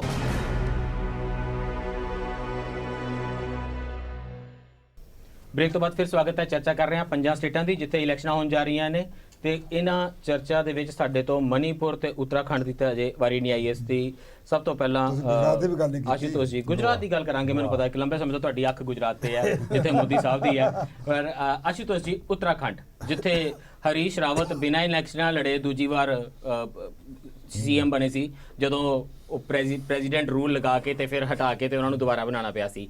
ਇਹ ਜਿਹੜਾ ਸਾਰਾ ਡਰਾਮਾ ਉੱਤਰਾਖੰਡ ਨੇ ਦੇਖਿਆ, ਕੀ ਬੀਜੇਪੀ ਦੀ ਪੋਜੀਸ਼ਨ ਇਹਦੇ ਨਾਲ ਵੀਕ ਹੋਈ ਹੈ? ਕਿਉਂਕਿ ਇੱਕ ਪਰਸੈਪਸ਼ਨ ਬਣ ਰਹੀ ਹੈ ਕਿ ਉੱਤਰਾਖੰਡ ਵਿੱਚ ਬੀਜੇਪੀ ਕਾਫੀ ਸਟਰੋਂਗ ਹੈ, ਕਰਪਸ਼ਨ ਦੇ ਇਸ਼ੂਜ਼ ਜਿਹੜੇ ਨੇ ਉਹ ਕਾਫੀ ਗੰਭੀਰ ਨੇ। ਤੁਹਾਨੂੰ ਉੱਤਰਾਖੰਡ ਤੋਂ ਕਿਸ ਕਿਸਮ ਦੇ ਤੁਹਾਡੀ परसेप्शन है? 2-3 चीज जल्दी मैं कहना चाहूंगा। एक तो उत्तराखंड में देखिए, उत्तराखंड क्रांति मोर्चा था जिसने उत्तराखंड मूवमेंट के लिए काम किया।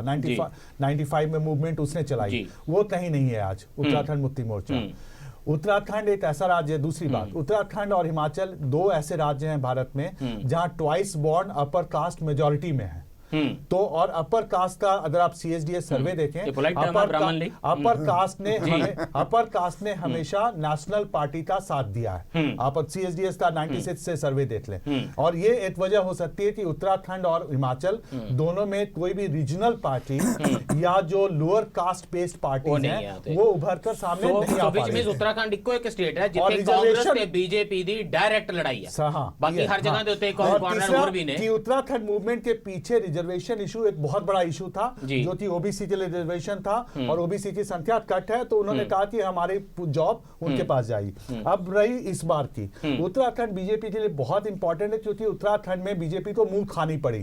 ये जो governor president rule loss of face था, बहुत बुरी तरह लॉस ऑफ फेस था, तो उत्तराखंड उनके लिए इंपॉर्टेंट हो जाता है। हालांकि छोटा राज्य है पर इंपॉर्टेंट हो जाता है। ਤੁਹਾਨੂੰ ਲੱਗਦਾ ਹੈ ਡਰਟੀ ਗੇਮਸ ਇੰਨੀਆਂ ਚੱਲਦੀਆਂ ਰਹੀਆਂ ਉੱਤਰਾਖੰਡ ਦੇ ਵਿੱਚ, ਬਿਹਾਈਂਡ ਦਾ ਸੀਨਸ ਹੀ ਕੰਮ ਚੱਲਦੇ ਰਹੇ ਸਾਰੇ। ਬੀਜੇਪੀ ਉੱਤਰਾਖੰਡ ਚ ਇੰਨੀ ਡੈਸਪਰੇਟ ਆ, 4 ਦਿਨ ਪਹਿਲਾਂ ਇੱਕ ਪਿਓ ਪੁੱਤ ਕਾਂਗਰਸ ਨੂੰ ਛੱਡ ਕੇ ਆਏ, ਦੋਨੋਂ ਟਿਕਟਾਂ ਦੇ ਦਿੱਤੀਆਂ। ਹਾਂ, ਸਭ ਕੁਝ ਦੇ ਜੀ ਜੀ ਹਾਂ, ਸੌਰੀ ਜੀ ਤੇ ਉਹਦੇ ਵਿੱਚ ਤੀਜਾ ਬੰਦਾ ਆਇਆ, ਉਹਨੂੰ ਵੀ ਟਿਕਟ ਦੇ ਦਿੱਤੀ। ਜਿਹੜਾ ਕੱਲ ਆਇਆ ਉਹਨੂੰ ਅੱਜੇ ਟਿਕਟ ਦੇ, ਸ਼ਾਮ ਨੂੰ ਟਿਕਟ ਦੇ ਦਿੱਤੀ। ਸਵੇਰੇ ਆਇਆ, ਸ਼ਾਮ ਨੂੰ ਟਿਕਟਾਂ। ਮਤਲਬ ਬੀਜੇਪੀ ਦੀ ਡੈਸਪਰੇਸ਼ਨ ਦੀ ਹੱਦ ਹੈ। ਜੇ ਮੋਦੀ ਸਾਹਿਬ ਨੇ 2.5 ਸਾਲ ਚ ਬਹੁਤ ਵੱਡੇ ਕੰਮ ਕੀਤੇ ਹੁੰਦੇ, ਉਹਨਾਂ ਦਾ ਪਰਫਾਰਮੈਂਸ ਦਾ ਲੈਵਲ ਇੰਨਾ ਉੱਚਾ ਹੁੰਦਾ, ਔਰ ਅੱਜ ਨੋਟਬੰਦੀ ਦਾ ਮਸਲਾ ਵੀ ਉਹਨਾਂ ਦੇ ਹੱਕ 'ਚ ਜਾਂਦਾ ਹੁੰਦਾ, ਤਾਂ ਫਿਰ ਇੰਨੀ ਡੈਸਪਰੇਸ਼ਨ। ਮੈਂ ਪੁਆਇੰਟ ਆਊਟ ਕਰਨਾ ਚਾਹਨਾ ਕਿ ਓਪੀਨੀਅਨ ਪੋਲ ਜਿਹੜੀ ਹੈ 45% ਵੋਟ ਬੀਜੇਪੀ ਨੂੰ ਦੇ ਰਹੀ ਹੈ, 33% ਕਾਂਗਰਸ ਨੂੰ, which means ਬੀਜੇਪੀ ਨੂੰ ਬਿਟਵੀਨ 41 ਤੇ 46, 41 ਤੋਂ 40 ਸੀਟਾਂ ਦੇ ਰਹੇ ਆ। ਇਸ ਚੀਜ਼ ਨੂੰ ਚੈਲੰਜ ਕਰ ਰਹੇ ਆ, 70 ਸੀਟਾਂ ਟੋਟਲ। ਫਾਈਟ ਫਸੀ ਹੋਈ ਆ। ਜੇ ਫਾਈਟ ਫਸੀ ਨਾ ਹੁੰਦੀ ਤਾਂ ਜਿਹੜੇ 3 ਬੰਦੇ ਸਵੇਰੇ ਛੱਡ ਕੇ ਆਉਂਦੇ ਨੇ, ਸ਼ਾਮ ਨੂੰ 4 ਵਜੇ ਉਹਨਾਂ ਨੂੰ ਟਿਕਟਾਂ ਦੇ ਦਿੱਤੀਆਂ ਜਾਂਦੀਆਂ ਨੇ। ਇਹ ਇੰਨੀ ਡੈਸਪਰੇਸ਼ਨ ਬੀਜੇਪੀ 'ਚ ਨਹੀਂ ਹੋਣੀ ਚਾਹੀਦੀ ਜੇ 45% ਵੋਟਾਂ ਜਾ ਰਹੇ ਨੇ। ਸਵਾਲ ਆ ਵੀ ਉਹ ਇਲੈਕਸ਼ਨ ਬਹੁਤ ਇੰਪੋਰਟੈਂਟ ਹੈ। ਬੀਜੇਪੀ ਕੋਲ ਉੱਥੇ ਲੀਡਰ ਤਾਂ ਵੱਡੇ ਨੇ, ਖੰਡੂਰੀ ਨੇ, ਪੋਖਰਿਆਲ ਨੇ, ਰਮੇਸ਼ ਪੋਖਰਿਆਲ ਨੇ, ਬਿਲਕੁਲ ਨੇ, ਸਤਪਾਲ ਮਹਾਰਾਜ ਨੇ, ਲੀਡਰ ਦੋ ਕੋਲ ਬਹੁਤ ਕੋਸ਼ਿਆਰੀ ਸਾਹਿਬ ਵੀ ਬੈਠੇ ਨੇ, ਵੱਡੇ ਨੇਤਾ ਬੈਠੇ ਨੇ। ਹਾਈ ਕਾਸਟ ਨੇ, ਹਾਈ ਕਾਸਟ ਕੋਲ ਲੀਡਰ ਬਹੁਤ ਹੁੰਦੇ ਨੇ, ਉਹ ਦਲਿਤ ਕੋਲ ਨਹੀਂ ਹੁੰਦੇ। ਬਾਕੀ ਗਰੀਬਾਂ ਕੋਲ ਲੀਡਰ ਨਹੀਂ ਹੁੰਦੇ, ਵੱਡਿਆਂ ਕੋਲ ਤਾਂ ਲੀਡਰ ਹੁੰਦੇ ਨੇ ਜੀ, ਮੁਸ਼ਕਿਲ ਨਹੀਂ ਹੁੰਦੀ। ਸਵਾਲ ਜਿਹੜਾ ਯੂਪੀ ਦਾ ਇਹਨਾਂ ਨੇ ਰੇਸ ਕੀਤਾ ਸੀ ਨਾ, ਵੀ ਇਸ ਵੇਲੇ ਯੂਪੀ ਨੂੰ ਲੋੜ ਆ ਇੱਕ ਬੰਦੇ ਦੀ ਜਿਹੜਾ ਡਿਵੈਲਪਮੈਂਟ ਔਰ ਲਾਅ ਐਂਡ ਆਰਡਰ ਨੂੰ ਲੈ ਕੇ ਆਵੇ। ਬਹੁਤ ਗੁਨਾਹ ਵੀ ਬੋਲ ਰਿਹਾ ਉਹ ਆਪਣੇ ਆਪ ਦੇ ਵਿੱਚ ਅਖਿਲੇਸ਼ ਇਸ ਹੋਪ ਨੂੰ ਲੈ ਕੇ ਆ ਗਿਆ ਜੀ, ਲੋਕਾਂ ਸਾਹਮਣੇ ਖੜਾ ਹੋ ਗਿਆ। ਉਹਨੇ ਮੁਲਾਇਮ ਸਿੰਘ ਨੂੰ ਚੈਲੰਜ ਕੀਤਾ ਨਹੀਂ, ਮੁਲਾਇਮ ਸਿੰਘ ਪਿਓ ਨੂੰ ਚੈਲੰਜ ਨਹੀਂ ਕੀਤਾ, ਆਪਣੇ ਪਾਪਾ ਨੂੰ। ਮੈਂ ਤੇ ਅਸਤੋ ਜੀ ਦੋਨੋਂ ਬਹੁਗੁਣਾ ਬੋਲ ਰਿਹਾ ਸੀਗਾ। ਇੱਕ ਸੈਕਿੰਡ, ਉਹਨੇ ਕਿਹਨੂੰ ਚੈਲੰਜ ਕੀਤਾ? ਉਹਨੇ ਜਿਹੜੇ ਮੁਲਾਇਮ ਸਿੰਘ ਦਾ ਸਟਾਈਲ ਹੈ ਨਾ, ਜਿੱਥੇ ਲਾਅ ਐਂਡ ਆਰਡਰ ਸਭ ਤੋਂ ਪਹਿਲਾਂ ਵਿਕਟਿਮ ਹੁੰਦਾ ਹੈ ਔਰ ਯਾਦਵਾਂ ਦਾ ਡੰਡਾ ਚੱਲਦਾ, ਉਹਨੂੰ ਚੈਲੰਜ ਕਰਕੇ ਆ ਗਿਆ। ਉਹਨੂੰ ਚੈਲੰਜ ਕਰਕੇ ਆਇਆ। ਲੋਕਾਂ ਨੇ ਡਿਸਟਿੰਕਸ਼ਨ ਕਰ ਲਿਆ ਵੀ ਇਹ ਬੰਦਾ ਤਾਂ ਲਾਅ ਐਂਡ ਆਰਡਰ ਮੇਨਟੇਨ ਕਰਨ ਦੀ ਕੋਸ਼ਿਸ਼ ਕਰਦਾ ਰਿਹਾ, ਜਿਹੜੀ ਗੜਬੜ ਕਰਦਾ ਰਿਹਾ ਉਹ ਜਾਂ ਤਾਂ ਗੁੰਡੇ ਇਹਨਾਂ ਦੇ ਕਰਦੇ ਰਹੇ ਆ, ਮੁਲਾਇਮ ਦੇ ਬੰਦੇ ਕਰਦੇ ਜਾਂ ਕਿਸੇ ਦੇ। ਸਵਾਲ ਆ ਵੀ ਉੱਥੇ ਯੂਪੀ ਚ ਲੋਕਾਂ ਨੂੰ ਲੋੜ ਦੋ ਨੇ, ਪਹਿਲੀ ਲਾਅ ਐਂਡ ਆਰਡਰ, ਸੈਕੰਡ ਇਹ ਆ। ਪਰ ਇਹ ਹੈ ਡਰਾਮਾ ਤੁਹਾਡੀ। ਤਾਂ ਹੀ ਲੋਕੀ ਕਹਿੰਦੇ ਨੇ ਤੁਸੀਂ ਲਾਅ ਐਂਡ ਆਰਡਰ ਦੀ ਗੱਲ ਕਰ ਰਹੇ ਹੋ। ਮਨੀਪੁਰ ਦੇ ਤੁਸੀਂ ਹਾਲਾਤ ਦੇਖੋ, ਉਹਨਾਂ ਦੀਆਂ ਲਾਈਫ ਲਾਈਨਸ ਖਤਮ ਨੇ, ਲੈਂਡ ਲੌਕਡ ਸਟੇਟ ਹੈ। ਜਿਹੜਾ ਲਾਈਫ ਲਾਈਨ ਉਹਨਾਂ ਦਾ ਹਾਈਵੇ ਹੈ NH2, ਉਹ ਅੱਜ ਬੰਦ ਪਿਆ, ਦੂਸਰਾ ਇੱਕ ਹਾਈਵੇ ਚੱਲ ਰਿਹਾ ਹੈ। ਸਾਰੇ ਹਿੰਦੁਸਤਾਨ ਦੀ ਲੀਡਰਸ਼ਿਪ ਇਹ ਜਾਣਦੀ ਹੈ ਬਿਲਕੁਲ ਕਿ ਮਨੀਪੁਰ ਜਿਹੜੀ ਪੋਲਿਟਿਕਸ ਹੈ, ਇੰਨੀ ਕਰਪਟ ਪੋਲਿਟਿਕਸ ਕਿਤੇ ਨਹੀਂ ਹੈ। ਚਿੰਤਾ ਛੱਡੋ, ਚਿੰਤਾ ਜਿਹੜੀ ਹੁਣ ਮੀਟਿੰਗ ਹੋਈ ਆ ਮਨੀਪੁਰ ਤੇ, ਆਰਮੀ ਚੀਫ ਉਹਦੇ ਚ ਨੇ, ਹੋਮ ਮਿਨਿਸਟਰ ਉਹਦੇ ਚ ਨੇ, ਰੱਖਿਆ ਮੰਤਰੀ ਉਹਦੇ ਚ ਨੇ, ਫਾਈਨੈਂਸ ਮਿਨਿਸਟਰ ਉਹਦੇ ਵਿੱਚ ਨੇ, ਅਟਾਰਨੀ ਜਨਰਲ ਉਹਦੇ ਵਿੱਚ ਹੈ। ਕੋਈ ਲੀਗਲ ਐਕਸ਼ਨ ਵੀ ਪਲਾਨ ਕੀਤਾ ਜਾ ਰਿਹਾ ਹੈ। ਲੀਗਲ ਐਕਸ਼ਨ ਪਲਾਨ ਕੀਤਾ ਜਾ ਰਿਹਾ। ਹਾਲੇ ਗਵਰਨਮੈਂਟ ਫਸੀ ਹੋਈ ਆ ਵੀ ਇਲੈਕਸ਼ਨ ਕਰਾਉਣਾ ਵੀ ਹੈ ਕਿ ਨਹੀਂ ਕਰਾਉਣਾ। ਮਨੀਪੁਰ ਦੀ ਜਿਹੜੀ ਸਰਕਾਰ ਇਸ ਵੇਲੇ ਉਹ ਜਿੱਤ ਕੇ ਆ ਰਿਹਾ ਲੱਗਦਾ, ਇਸ ਕਰਕੇ ਉਹਨੂੰ ਰੋਕ ਦਿਓ ਕਿਸੇ ਤਰੀਕੇ ਨਾਲ। ਜਿਹੜੇ ਜ਼ਿਲ੍ਹੇ ਬਣਾਏ ਗਏ ਸੀ ਨਵੇਂ, ਉਹਨਾਂ ਦੇ ਬੰਦਿਆਂ ਨੂੰ ਪਿੱਛੇ ਰੋਕ ਦਿੱਤਾ। ਹੁਣ ਇਲੈਕਸ਼ਨ ਕਮਿਸ਼ਨ ਦੀ ਅਨਾਉਂਸਮੈਂਟ ਆਈ 4 ਦਿਨ ਪਹਿਲਾਂ ਵੀ ਇਲੈਕਸ਼ਨ ਕਿਵੇਂ ਕੰਡਕਟ ਕੀਤਾ ਜਾਊਗਾ। ਉਹਨੇ ਅਪੀਲ ਕਰਨ ਦੀ ਕੋਸ਼ਿਸ਼ ਕੀਤੀ ਹੈ ਨਾਗਾਜ਼ ਨੂੰ ਔਰ ਨਾਨ ਮਨੀਪੁਰ ਨੂੰ। ਸਵਾਲ ਹੈਗਾ ਪੁਰਾਣੀਆਂ ਫਾਲਟ ਲਾਈਨਸ ਨੂੰ ਵਾਇਆ ਪੋਲੀਟੀਕਲ ਜਿਹੜੀ ਕੰਟੈਸਟੇਸ਼ਨ ਨਹੀਂ ਕਰ ਰਹੇ। ਮੇਰਾ ਸਿਰਫ ਇਹਨਾਂ ਕਹਿਣਾ, ਫਾਲਟ ਲਾਈਨ ਉੱਥੇ ਖੜੀਆਂ ਨੇ। ਜਦੋਂ ਨਹੀਂ ਵੀ ਹੋ ਰਿਹਾ ਹੁੰਦਾ ਆਸ਼ੂਤੋਸ਼ ਜੀ, ਜਿਸ ਵੇਲੇ ਫਾਲਟ ਲਾਈਨਸ ਬੜੀਆਂ ਪ੍ਰੋਬਲਮੈਟਿਕ ਹੋਣ, ਤਾਂ ਇਲੈਕਸ਼ਨ ਇੱਕ ਇਹੋ ਜੀ ਕੰਟੈਸਟ ਕਰਨ ਲਈ ਸਪੇਸ ਦਿੰਦਾ ਹੈ ਜਿਹਦੇ ਵਿੱਚ ਅਕੋਮੋਡੇਸ਼ਨ ਮਜਬੂਰੀ ਹੋ ਜਾਂਦੀ ਹੈ ਤੇ ਉਹਦੇ ਵਿੱਚੋਂ ਚੀਜ਼ਾਂ ਰਿਜ਼ੋਲਵ ਹੁੰਦੀਆਂ ਨੇ। ਕਿ ਅਜੇ ਹਾਲਾਤਾਂ ਦੇ ਵਿੱਚ ਇਲੈਕਸ਼ਨ ਬਹੁਤ ਇੰਪੋਰਟੈਂਟ ਨਹੀਂ ਹੋ ਜਾਂਦੀ। ਜਿਹੜਾ ਇਕਨੋਮਿਕ ਬਲੌਕੇਡ ਨਾਗਾ ਕੌਂਸਲ ਨੇ ਇੰਪੋਜ਼ ਕੀਤਾ ਹੋਇਆ, ਸਾਡੇ ਇੱਥੇ ਦੇਸ਼ ਵਿੱਚ ਪ੍ਰੋਬਲਮ ਹੈ। 5 ਸਾਲ ਤੋਂ ਨਾਰਥ ਈਸਟ ਵਿੱਚ ਕੁਝ ਵੀ ਹੋ ਜਾਏ, ਡਿਮੋਨੇਟਾਈਜੇਸ਼ਨ ਦੇ ਉੱਤੇ ਇੱਥੇ ਕਿੰਨਾ ਡਿਬੇਟ ਹੋਇਆ, ਮੈਨੂੰ ਇੰਨਾ ਪਤਾ 5 ਸਾਲ ਤੋਂ 2000 ਰੁਪਏ ਤੋਂ ਲੈ ਕੇ 3000 ਰੁਪਏ ਤੱਕ ਦਾ ਸਿਲੰਡਰ ਲੋਕ ਖਰੀਦ ਰਹੇ ਨੇ ਤੇ 300 ਰੁਪਏ ਲੀਟਰ ਪੈਟਰੋਲ ਵਿਕ ਰਿਹਾ। ਤੇ ਦੇਸ਼ ਦੇ ਵਿੱਚੋਂ ਹੈਡਲਾਈਨਾਂ ਨਹੀਂ ਬਣ ਰਹੀਆਂ। ਉੱਥੇ ਐਵਰੇਜ ਆਮ ਆਦਮੀ ਨਾਲ ਜਿੱਥੇ ਗੁਰਬਤ ਬਹੁਤ ਹੋਵੇ ਕੀ ਬੀਤ ਰਹੀ ਹੋਵੇਗੀ। ਤੇ ਉੱਥੇ ਦੀਆਂ ਇਲੈਕਸ਼ਨਾਂ ਸਾਡੇ ਇੱਥੇ ਹੈਡਲਾਈਨਾਂ ਵੀ ਨਹੀਂ ਬਣਦੀਆਂ, ਕਿਉਂਕਿ ਅਸੀਂ ਯੂਪੀ ਦੀ ਕਾਸਟ ਸਿਸਟਮ ਥੱਲੇ ਤੇ ਮਹਾਗਠਬੰਧਨ ਦੀ ਟਾਕ ਥੱਲੇ ਤੇ ਪੰਜਾਬ ਦੇ ਵਿੱਚ ਕੇਜਰੀਵਾਲ ਦੀ ਹਨੇਰੀ ਹੈ ਕਿ ਨਹੀਂ, ਇਸ ਗੱਲਬਾਤ ਦੇ ਥੱਲੇ ਅਸੀਂ ਨਾਰਥ ਈਸਟ ਦੇ ਮੁੱਦੇ ਦਬਾ ਦਿੰਦੇ ਹਾਂ। ਤੁਹਾਨੂੰ ਜਾਪਦਾ ਇਹ ਮੌਕਾ ਸੀ ਮਨੀਪੁਰ ਨਾਲ, ਅਸੀਂ ਅੱਜ ਵੀ ਉਹੀ ਕਰ ਰਹੇ ਹਾਂ ਜੋ ਮਨੀਪੁਰ ਨਾਲ ਉੱਥੇ ਜ਼ਮੀਨ ਤੇ ਹੋ ਰਿਹਾ। 10 ਸਾਲ ਤੋਂ ਮਨੀਪੁਰ, 10 ਸਾਲ ਦੇ ਵਿੱਚ ਮਨੀਪੁਰ 'ਚ ਹਰ ਸਾਲ 2.5-3 ਮਹੀਨੇ ਲਈ ਪਲਾਨ ਢੰਗ ਨਾਲ ਵਿੱਚ ਪੋਲੀਟੀਸ਼ੀਅਨ, ਟ੍ਰੇਡਰ ਸਭ ਸ਼ਾਮਲ ਨੇ। ਨੈਕਸਟ ਈਅਰ ਉੱਥੇ ਹੋਰ 2-3 ਸਟੇਟਸ ਦੇ ਵਿੱਚ ਨਾਗਾਲੈਂਡ ਦੇ ਵਿੱਚ ਵੀ ਮੇਘਾਲਿਆ ਦੇ ਵਿੱਚ ਇਲੈਕਸ਼ਨ ਆ ਰਹੀ ਹੈ। ਮੈਂ ਤੁਹਾਨੂੰ ਦੱਸਦਾ ਜੀ ਬੈਕਗ੍ਰਾਉਂਡ, ਉਹਦੇ ਵਿੱਚ ਨੈਕਸਸ ਬਣ ਗਿਆ। ਉਹ ਜਿਹੜੇ ਇਨਸਰਜੈਂਟਸ ਔਰ ਇਹਨਾਂ ਦਾ ਨੈਕਸਸ ਬਣ ਗਿਆ ਪੁਲਿਸ ਦਾ ਵੀ ਔਰ ਪੋਲੀਟੀਸ਼ੀਅਨ ਦਾ ਜੀ। ਉਹ ਪਲਾਨ ਢੰਗ ਨਾਲ 3 ਮਹੀਨੇ ਲਈ ਬੰਦ ਕਰ ਦਿੰਦੇ ਆ, ਆਪਣਾ ਸਮਾਨ ਸਟੋਰ ਕਰ ਲੈਂਦੇ ਆ, ਉਹਨੂੰ ਮਹਿੰਗਾ ਵੇਚਦੇ ਆ, ਗੈਸ ਵੇਚਦੇ ਆ, ਪੈਟਰੋਲ ਵੇਚਦੇ ਆ, ਸਭ ਕੁਝ ਵੇਚਦੇ ਆ। You seeing from economic view point, ਪਰ ਅੱਜ ਤੋਂ ਉੱਥੇ ਔਰ ਸਾਰੇ ਪ੍ਰਾਈਮ ਮਿਨਿਸਟਰਸ ਨੂੰ ਪਤਾ ਹੈ ट्राइबल फॉल्ट लाइंस है यहाँ पे आशुतोष जी, सो प्लीज टेक दैट। नहीं, मुझे लगता है कि जो मणिपुर हो, नागालैंड हो, इन सब जगह में एक तो साफ नजर आ रहा है कि बीजेपी अपनी पकड़ बनाना चाह रही है। तो नेशनल पार्टी पहले कांग्रेस थी, अब बीजेपी भी आना चाह रही है। लेकिन ये जो पार्टीज है ना, दोनों नेशनल पार्टी, ये जो लोकल एस्पिरेशंस है, जो स्मॉलर आइडेंटिटीज हैं, जिनको आप ट्राइबल्स भी कह रहे हैं, उनको उनमें अब इनकी पकड़ नहीं बन पा रही है। तो कहीं ना कहीं इंटरनल कोलोनियलिज्म डिबेट है, कुकी नागा डिबेट है, कंटीन्यूअसली वो फॉल्ट लाइंस जड़ियां चल रही हैं। दूसरी बात की इन स्टेट्स ये में जो टर्म है ना इंटरनल कम्युनिज्म, हाँ। ये बिल्कुल ठीक टर्म है जी, डिस्क्राइब हाँ, करने के लिए। ये पहली चीज हो रही है। और दूसरी बात मुझे ये लगता है कि ये जो आसाम को, जो बृहद आसाम था, इसको इन्होंने रिऑर्गेनाइज किया, कहीं कहीं जो बात होती है ना कि इनकी रिप्रेजेंटेशन की प्रॉब्लम होती है। मैं अभी नॉर्थ ईस्ट 2-3 बार गया हूं। दो डिस्ट्रिक्ट्स नवे बनाए ना, ताए सारी प्रॉब्लम हाँ, हुई है। ये जो गया हूं तो उसमें इनकी जो पॉलिटिक्स है ना, नेशनल पॉलिटिक्स, नेशनल पार्टीज की, it's a very divide and rule politics है। जैसे खासी समुदाय को आगे बढ़ा रहे हैं, तो गारो जो है, मैं मेघालय से होते आया था, शिलोंग में, तो मैंने सुना कि वो बिल्कुल ही वो पैट्रोनाइजिंग करते हैं। Take me to the peaceful state ਜਿੱਥੇ ਅਸੀਂ ਸਾਹਿਬ ਸ਼ਾਂਤੀ ਵਾਲੀਆਂ ਤੇ ਬੜੇ ਸੋਹਣੇ ਪਿਕਚਰ ਪੋਸਟ ਕਾਰਡ ਸਟੇਟ ਆ ਸਾਡੀ ਗੋਆ। ਹਾਂ। ਤੁਹਾਨੂੰ ਲੱਗਦਾ ਉੱਥੇ ਵੀ, ਕਿਉਂਕਿ ਆਮ ਆਦਮੀ ਪਾਰਟੀ ਨੇ ਉੱਥੇ ਸਟੇਕਸ ਬੜੇ ਹਾਈ ਕੀਤੇ ਨੇ ਤੇ ਇਲੈਕਸ਼ਨਾਂ ਦੇ ਵਿੱਚ ਜ਼ਿਕਰ ਤੇ ਨਹੀਂ ਆਇਆ, ਪਰ ਸੱਚੀ ਗੱਲ ਤਾਂ ਇਹ ਹੈ ਕਿ ਦੇਸ਼ ਦੇ ਡਿਫੈਂਸ ਮਿਨਿਸਟਰ ਵੀ ਉੱਥੇ ਇਲੈਕਸ਼ਨਾਂ ਲੜ ਰਹੇ ਨੇ, ਕਿਉਂਕਿ ਪਰਿਕਰ ਜੀ ਦੀ ਜਿਹੜੀ ਕੰਟੀਨਿਊਏਸ਼ਨ ਹੈ ਤੇ ਉਹਨਾਂ ਦਾ ਜਿਹੜਾ ਇਨਫਲੂਐਂਸ ਹੈ ਉਹ ਵੀ ਗੋਆ ਦੀ ਆਊਟਕਮ ਦੇ ਉੱਤੇ ਡਿਪੈਂਡ ਕਰੇਗਾ। गोवा आम आदमी पार्टी के लिए बड़ा इंपॉर्टेंट है, क्योंकि कंट्रोल्ड एक्सपेरिमेंट हो सकता है। गोवा एक छोटा सा राज्य है, वो सोच रहे हैं कि वहाँ पे वो पहली बार ट्रायंगुलर हो रही है उत्थे they can carry out their experiments। जो दिल्ली में उन्होंने किया था, वो बहुत अच्छी जगह लेबोरेटरी है, पहली। दूसरी बात कि गोवा में अगर गोवा इज अ ल्यूक्रेटिव, मतलब जो ये जिसको कहते हैं वो क्या इनकम ना, इनकम में हाईएस्ट इनकम है गोवा की, तो Goa can be lucrative also. पर की फायदा होगा जे पंजाब, जे आम आदमी पार्टी पंजाब हारती है तो गोवा जीतती है, डज इट मीन एनीथिंग? फिर कोई फायदा नहीं गोवा था। में जे आम आदमी पार्टी पंजाब जीतती एक सेकंड, इसलिए मैं कह रहा हूं, इसलिए कहना पंजाब ही बहुत स्टेक बहुत बड़ी लाइन पंजाब में सर, एक मिनट सर, पंजाब में अगर कांग्रेस हार गई ना, तो ये कांग्रेस के लिए सबसे बड़ा सेटबैक होगा। कितने अमरिंदर सिंह ਲਈ ਰਾਹੁਲ ਗਾਂਧੀ ਲਈ इसलिए कहना इंपॉर्टेंट है ना पंजाब। ਨਹੀਂ ਪੂਰੀ ਤੁਸੀਂ ਕਹਿੰਦੇ ਹੋ ਪੂਰੀ ਪਾਰਟੀ ਲਈ। ਨਹੀਂ ਇੱਕ ਮਿੰਟ, ਪਾਰਟੀ ਲਈ ਗੋਆ ਦੇ ਵਿੱਚ ਗੋਆ ਦੇ ਵਿੱਚ ਇੱਕ ਫੈਕਟਰ ਹੋ ਰਿਹਾ ਹੈ। ਹਾਂ। ਗੋਆ ਦੇ ਵਿੱਚ ਇੱਕ ਆਰਐਸਐਸ ਦਾ ਸੈਕਸ਼ਨ ਨੇ ਇੱਕ ਨਵੀਂ ਪਾਰਟੀ ਬਿਲਕੁਲ ਖੜੀ ਅਲੱਗ ਕੀਤੀ ਹੈ। ਬਿਲਕੁਲ ਅਲੱਗ ਹੋ ਕੇ ਪਾਰਟੀ ਖੜੀ ਕੀਤੀ ਹੈ। ਬਿਲकुल, जी, ਉਹ सर। ਇੰਡੀਕੇਸ਼ਨ जी, ਕੀ ਆ, ਉਹ ਗੋਆ ਸੁਰੱਖਿਆ ਇੰਡੀਕੇਸ਼ਨ ਮੰਚ ਕੀ ਆ, ਉਹਨਾਂ ਨੇ ਖੜਾ ਨਹੀਂ, ਕੀਤਾ। ਉਹ ਜੀ। ਇੰਡੀਕੇਸ਼ਨ ਇਹ ਆ ਕਿ ਆਰਐਸਐਸ ਦੇ ਵਿੱਚ ਵੀ ਕਿਤੇ ਸੋਚ ਚੱਲ ਰਹੀ ਹੈ ਕਿ ਡੋਮੀਨੈਂਟ ਜਿਹੜੀ ਬੀਜੇਪੀ ਡੋਮੀਨੈਂਟ ਦਾ ਸੈਕਸ਼ਨ ਹੈ, ਜੀ, ਜੀ, ਮੋਦੀ ਐਂਡ ਕੰਪਨੀ, ਔਰ ਸ਼ਿਵ ਸੈਨਾ ਉਹਦੇ ਨਾਲ ਜੁੜ ਗਿਆ ਉੱਥੇ, ਸੰਜੇ ਰੌਤ ਉੱਥੇ ਘੁੰਮ ਰਿਹਾ। ਉਹਨਾਂ ਨੂੰ ਚੈਲੰਜ ਜੀ। ਕਰੀਏ। ਔਰ ਟ੍ਰਾਇੰਗੂਲਰ ਫਾਈਟ ਦੇ ਵਿੱਚ ਕੌਣ ਗੇਨ ਕਰਦਾ ਇਹ ਤਾਂ ਵੱਖਰੀ ਗੱਲ ਆ, ਲੇਕਿਨ ਆਰਐਸਐਸ ਤੋਂ ਜਿਹੜਾ ਸਿਗਨਲ ਨਿਕਲ ਕੇ ਆਇਆ ਵੀ ਅਸੀਂ ਕੁਝ ਹੋਰ ਵੀ ਕਰ ਸਕਦੇ ਹਾਂ ਮੋਦੀ ਸਾਹਿਬ, ਜੇ ਅਸੀਂ ਕਰਨਾ क्योंकि मोदी साहब ਉੱਥੇ मोदी साहब अपनी पार्टी तो ਵੱਡੇ ਹੋ ਰਹੇ ਨੇ ਨਾ। ਹਾਂਜੀ। ਪਾਰਟੀ ਤੋਂ ਵੱਡੇ ਵੱਡੇ ਸਾਹਿਬ ਆਪਣੀ ਪਾਰਟੀ ਤੋਂ ਵੱਡੇ ਹੋ ਗਏ ਨੇ। ਸੋ ਮੈਨੂੰ ਇਹ ਦੱਸੋ ਸਰ, ਪਾਰਟੀ ਨੂੰ ਗਰੰਟਡ ਹੈ। ਮੈਨੂੰ ਇਹ ਦੱਸੋ, ਜੇ ਯੂਪੀ ਬੀਜੇਪੀ ਜਿੱਤਦੀ ਹੈ, ਜੇ ਉੱਤਰਾਖੰਡ ਬੀਜੇਪੀ ਜਿੱਤਦੀ ਹੈ, ਮਨੀਪੁਰ ਦੇ ਵਿੱਚ ਉਹਦੇ ਕੋਲ ਚਾਂਸ ਹੈ ਬਕਾਇਦਾ, ਜੇ ਡਿਵਾਈਡਡ ਰੂਲ ਵਾਲੀ ਪਾਲਿਸੀ ਨਾਲ ਵੀ ਹੋਵੇ, ਕੀ ਮੋਦੀ ਸਾਹਿਬ ਹੋਰ ਵੱਡੇ ਹੋ ਜਾਣਗੇ? ਤੇ ਜੇ ਹਾਰਦੀ ਹੈ ਤਾਂ ਕੀ ਮੋਦੀ ਸਾਹਿਬ ਦੇ ਚੈਲੰਜਰ ਉਭਰਨਗੇ? ਕਿਉਂਕਿ ਅਜੇ ਤੱਕ ਅਸੀਂ ਉਹ ਚੈਲੰਜਰ ਉਭਰਦੇ ਦਿਖਾਈ ਨਹੀਂ। ਬਿਲਕੁਲ ਬਿਲਕੁਲ ਇਹਦਾ ਸਿੱਧਾ ਹੀ ਇਸੇ ਕਰਕੇ ਇੰਪੋਰਟੈਂਟ ਇਲੈਕਸ਼ਨ ਹੈ। ਨਰਿੰਦਰ ਮੋਦੀ ਲੜ ਰਿਹਾ ਹੈ, ਬਿਲਕੁਲ ਮੋਦੀ ਇਲੈਕਸ਼ਨ ਰਾਹੁਲ ਗਾਂਧੀ ਲੜ ਰਿਹਾ ਹੈ, ਇਲੈਕਸ਼ਨ ਅਸੀਂ ਕਹਿ ਰਹੇ ਸੀਗੇ ਡਿਫੈਂਸ ਮਿਨਿਸਟਰ ਲੜ ਰਹੇ ਨੇ, ਉਧਰ ਕੇਜਰੀਵਾਲ ਲੜ ਤੁਸੀਂ ਕੀਤੀ ਸੀਗੀ ਕਿ ਇਲੈਕਸ਼ਨ ਪ੍ਰਣਾਬ ਮੁਖਰਜੀ ਵੀ ਲੜ ਰਹੇ ਨੇ, ਕਿਉਂਕਿ ਕਿ ਅਸੀਂ ਪੰਜਾਬ ਦੀਆਂ ਗਲੀਆਂ ਵਿੱਚ ਸੋਚਦੇ ਹਾਂ ਪ੍ਰਗਟ ਸਿੰਘ ਇਲੈਕਸ਼ਨ ਲੜ ਰਿਹਾ ਤੇ ਜਰਨੈਲ ਲੜ ਰਿਹਾ ਤੇ ਜੰਗਲ ਸਾਹਿਬ ਲੜ ਰਹੇ ਨੇ। ਨਹੀਂ ਦੇਖੋ ਨਾ ਜਿਹੜਾ ਇਲੈਕਟਰਲ ਸ਼ਾਇਦ ਇਹਦਾ ਇੱਕ ਹੋਰ ਵੀ ਪਰਸਪੈਕਟਿਵ ਦਮਨ bring in the youth perspective ਕਿ ਇਹ ਦੱਸੋ ਤੇ ਦਮਨ ਕੇਵਲ ਯੂਥ ਦੀ ਰਿਪਰੈਜ਼ੈਂਟੇਸ਼ਨ ਕਰਦਾ। ਇੱਕ ਸਵਾਲ ਦਮਨ ਤੋਂ ਮੈਂ ਵੀ ਪੁੱਛਣਾ, ਯੂਥ ਆਪਣੇ ਸਾਹਮਣੇ ਨੇ ਸਾਰੀਆਂ ਤਰ੍ਹਾਂ, ਉਹ ਚੁਆਇਸ ਕਿਵੇਂ ਕਰੇਗਾ ਵੀ ਕਿਹਦੇ ਵੱਲ ਜਾਣਾ? ਕੀ ਬੇਸਿਸ ਹੈ? यूथ मैनिफेस्टो ਇਨਫੋਰਮਡ ਚੋਇਸ ਕਿਵੇਂ ਹੋਏਗੀ? ਤੇ ਵੈਸੇ ਜਿਹੜੀ ਯੂਥ ਦੀ ਚੋਇਸ ਹੋਊਗੀ ਉਹ ਇੰਡੀਅਨ ਇਕਨੋਮੀ ਤੋਂ ਅੱਡ ਕੋਈ ਨਹੀਂ ਹੋਊਗੀ, ਕਿਉਂਕਿ ਉਹਦੀ ਹਾਲਤਾਂ ਦੇ ਅੰਦਰ ਹੀ ਉਹਦੀ ਯੂਥ ਦਾ ਜਿਹੜਾ ਅੱਗੇ ਫਿਊਚਰ ਹੈਗਾ। ਪਰ ਮੈਂ ਕੁਝ ਚੀਜ਼ਾਂ ਸੀਗੀਆਂ ਮੈਨੂੰ ਐਸੀ ਵੀ ਸ਼ਾਇਦ ਵਾਰੀ ਤੁਸੀਂ ਗੱਲ ਕਰੋ, ਅਸੀਂ ਜਿਹੜੇ ਬਹੁਤ ਜ਼ਿਆਦਾ ਚਿੰਤਨ ਵਾਲੀ ਗੱਲ ਕਰਨ ਵਾਲੇ ਨੂੰ ਅਕਸਰ ਮਾਰਜਨਾਈਜ਼ ਹੋ ਜਾਂਦੇ ਨੇ ਡਿਬੇਟ 'ਚ। ਤੁਸੀਂ ਮਨੀਪੁਰ ਦੀ ਗੱਲ ਕੀਤੀ ਹੈ ਨਾ, ਉੱਤਰਾਖੰਡ ਦੀ ਗੱਲ ਕੀਤੀ, ਉੱਤਰ ਪ੍ਰਦੇਸ਼ ਦੀ ਗੱਲ ਕੀਤੀ, ਕੁਝ ਚੀਜ਼ਾਂ ਬਹੁਤ ਸਿਮਿਲਰ ਆ ਰਹੀਆਂ ਨੇ ਬੀਜੇਪੀ ਦੇ ਨਾਲ ਜੁੜ ਕੇ, ਹੈ ਨਾ।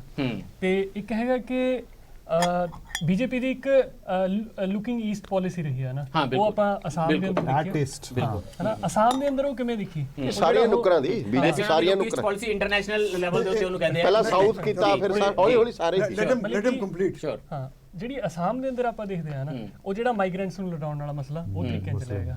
ਤੇ ਉਸੇ ਸਮੇਂ ਜਦੋਂ ਆਪਾਂ ਮਨੀਪੁਰ ਦੇ ਅੰਦਰ ਪਹੁੰਚਦੇ ਆ, ਉਹ ਨਾਗਾ ਤੇ ਜਿਹੜਾ ਮਨੀਪੁਰ ਸੈਕਸ਼ਨ ਹੈਗਾ ਉਹਦੇ ਅੰਦਰ ਕਨਫਲਿਕਟ ਦੇ ਰੂਪ ਚ ਉਹ ਅੱਗੇ ਝਲਕਦੀ ਆ, ਬਿਲਕੁਲ ਹਨਾ। ਤੇ ਯੂਪੀ ਦੇ ਅੰਦਰ ਆਪਾਂ ਇੱਕ ਬਹੁਤ ਗੱਲ ਮਿਸ ਕਰ ਗਏ ਕਿ ਜਦੋਂ ਇੱਥੇ ਸਰਜੀਕਲ ਸਟ੍ਰਾਈਕ ਨੂੰ ਬਹੁਤ ਬੜਾ ਕਰਕੇ ਦਿਖਾਇਆ ਗਿਆ ਨਾ, ਤਾਂ ਉੱਥੇ ਬਹੁਤ ਸਾਰੇ ਪੋਸਟਰ ਲਾਏ ਗਏ, ਬੜੀ ਬੜੀ ਹੋਰਡਿੰਗਸ ਲਗਾਈਆਂ ਗਈਆਂ ਹਨਾ, ਉਹਦੀ ਪੋਲਿਟਿਸਾਈਜੇਸ਼ਨ ਉਹਨਾਂ ਗਲੀਆਂ ਵਿੱਚ ਹੋਈ ਹੈ ਬਕਾਇਦਾ। ਉਦੋਂ ਤੋਂ ਕੰਮ ਸ਼ੁਰੂ ਹੋ ਗਿਆ ਜੀ। ਤਾਂ ਉਸੇ ਸਮੇਂ ਇੱਕ ਜਿਹੜਾ ਆਪਾਂ ਕਹਿੰਦੇ ਵੀ ਉਹ ਆਇਡੈਂਟੀਟੀ ਦੀ ਲਾਈਨਸ ਤੇ ਚੱਲ ਰਿਹਾ ਯੂਪੀ ਵਾਲਾ ਇਲੈਕਸ਼ਨ, ਜਾਂ ਉਹ ਡਿਵੈਲਪਮੈਂਟ ਦੀ ਇਸ਼ੂ ਚੱਲ ਰਿਹਾ, ਤਾਂ ਆਪਾਂ ਦੇਖਦੇ ਵੀ ਦੋ ਚੀਜ਼ਾਂ ਪੈਰਲਲ ਸ਼ੁਰੂ ਹੋਈਆਂ ਹਨਾ। ਉਸੇ ਸਮੇਂ ਸਰਜੀਕਲ ਘਰ ਵਾਪਸੀ ਤੋਂ ਲੈ ਕੇ ਤੇ ਦਾਦਰੀ ਦੇ ਸਾਰੇ ਡਿਬੇਟਸ ਜਿਹੜੇ ਨੇ ਉਹ ਯੂਪੀ ਦੀਆਂ ਗਲੀਆਂ ਵਿੱਚ ਦੁਬਾਰਾ ਅੰਡਰਲਾਈਨ ਹੋਣਗੇ। ਸਰਜੀਕਲ ਸਟ੍ਰਾਈਕ ਦੇ ਨਾਲ ਜੁੜ ਕੇ ਜੀ ਉਸੇ ਸਮੇਂ ਸਮਾਜਵਾਦੀ ਪਾਰਟੀ ਦੇ ਅੰਦਰ ਕਨਫਲਿਕਟ ਆਇਆ ਨਾ, ਤੇ ਉਸੇ ਸਮੇਂ ਆਪਾਂ ਦੇਖਦੇ ਹਾਂ ਕਿ ਅਖਿਲੇਸ਼ ਅਕਤੂਬਰ ਤੋਂ ਬਾਅਦ ਉੱਭਰਨਾ ਸ਼ੁਰੂ ਕਰਦਾ ਹੈਗਾ ਨਾ ਪਾਰਟੀ ਦੇ ਅੰਦਰ। ਉਹ ਬਹੁਤ ਸਾਰੀਆਂ ਚੀਜ਼ਾਂ ਨਾਲ ਮਿਲ ਰਹੀਆਂ ਨੇ ਉੱਥੇ, ਮਤਲਬ ਵੀ ਉਹ ਕੰਟੈਕਸਟ ਨੂੰ ਆਪਾਂ ਥੋੜਾ ਅੱਡ ਕਰਕੇ ਦੇਖ ਸਕਦੇ ਹਾਂ। ਤੁਹਾਨੂੰ ਕਿਤੇ ਜ਼ਿਆਦਾ ਕੰਪਲੈਕਸ ਸਿਚੁਏਸ਼ਨ ਹੈ, ਅਸੀਂ ਉਹਨੂੰ ਜ਼ਿਆਦਾ ਸਿੰਪਲੀਫਾਈ ਕਰ ਰਹੇ ਹਾਂ ਜੀ। ਕਿ ਹੁਣ ਜੇ ਆਪਾਂ ਥੋੜਾ ਮਾਇਆਵਤੀ ਵੱਲ ਵੀ ਦੇਖੀਏ ਨਾ, ਤੇ ਉਦੋਂ ਵੀ ਆਪਾਂ ਦੇਖਦੇ ਹਾਂ ਕਿ 2007 ਦੀ ਜਿਹੜੀ ਇਲੈਕਸ਼ਨ ਮਾਇਆਵਤੀ ਲੜਦੀ ਆ, ਉਹ ਹੈ ਕਿ ਬ੍ਰਾਹਮਣ ਤੇ ਦਲਿਤ ਨੂੰ ਸੈਕਸ਼ਨ ਨੂੰ ਇਕੱਠੇ ਕਰਦੇ ਹੋਏ ਨਾ 2012 ਚ ਉਹ ਚੀਜ਼ ਮਿਸ ਹੋ ਜਾਂਦੀ ਹੈ। ਅੱਜ ਦੇ ਸਮੇਂ ਉਹ ਮੁਸਲਿਮ ਤੇ ਦਲਿਤ ਵਾਲਾ ਜਿਹੜਾ ਸੈਕਸ਼ਨ ਆ ਉਹਨੂੰ ਇਕੱਠਾ ਕਰਨ ਵਾਲਾ ਮਸਲਾ ਆ ਰਿਹਾ ਹੈ। ਬਲਜੀਤ ਬੱਲੀ ਜੀ ਤੁਹਾਨੂੰ ਜੀ ਕੁਇਕਲੀ ਹਾਂ, ਤੇ ਹਲਕੇ ਮੈਂ ਉੱਤਰਾਖੰਡ ਦੇ ਅੰਦਰ ਕਹਿੰਦੇ ਵੀ ਉੱਤਰਾਖੰਡ ਦੇ ਅੰਦਰ ਜਿਹੜਾ ਪਾਉਂਗੇ ਵੀ ਉਹ ਮਤਲਬ ਕਿ ਦੋਵਾਂ ਇੱਕ ਆਪੋਜ਼ਿਟ ਉਹਦੇ ਚ ਹੈਗਾ ਬੀਜੇਪੀ ਤੇ ਕਾਂਗਰਸ ਦੇ ਅੰਦਰ, ਉਹਦੇ ਚ ਬਹੁਤ ਸਾਰੀਆਂ ਚੀਜ਼ਾਂ ਹੋਇਆ, ਜਿਵੇਂ ਆਪਾਂ ਬਹੁਗੁਣਾ ਵਾਲਾ ਉਹ ਭੁੱਲ ਗਏ। ਹੁਣ ਜੇ ਮੈਨੂੰ ਲੱਗਦਾ ਵੀ ਆਪਾਂ ਇਲੈਕਸ਼ਨ ਦੇ ਉੱਤੇ ਇਸ ਕਰਕੇ ਚਰਚਾ ਕਰ ਰਹੇ ਵੀ ਜਿਹੜੇ ਲੋਕਲ ਇਸ਼ੂਜ਼ ਹੈਗੇ ਨੇ ਉਹ ਕੱਢ ਪਾਈਏ, ਹਾਂ ਉਹ ਉੱਥੇ ਥੋੜੀ ਮਿਸਿੰਗ ਰਹੀ। ਤੇ ਜਿਹੜਾ ਬਹੁਗੁਣਾ ਹੈਗਾ ਹਨਾ, ਉਹ ਜਿਹਨੂੰ ਮੋਦੀ ਨੇ ਬਹੁਤ ਪਪੂਲਰਲੀ ਕਿਹਾ ਕਿ ਸਕੂਟਰ ਸਕੈਮ ਨਾਲ ਉਹਨੂੰ ਜੋੜ ਕੇ ਦੇਖਿਆ, ਤਾਂ ਅੱਜ ਦੇ ਸਮੇਂ ਜਦੋਂ ਉਹ ਇੱਧਰ ਚਲੇ ਗਿਆ ਹਨਾ, ਅੱਜ ਦੇ ਸਮੇਂ ਬੀਜੇਪੀ ਨੂੰ ਤਾਂ ਸਾਰੇ ਸਕੈਮ ਭੁੱਲ ਜਾਂਦੇ ਨੇ ਨਾ ਜੀ।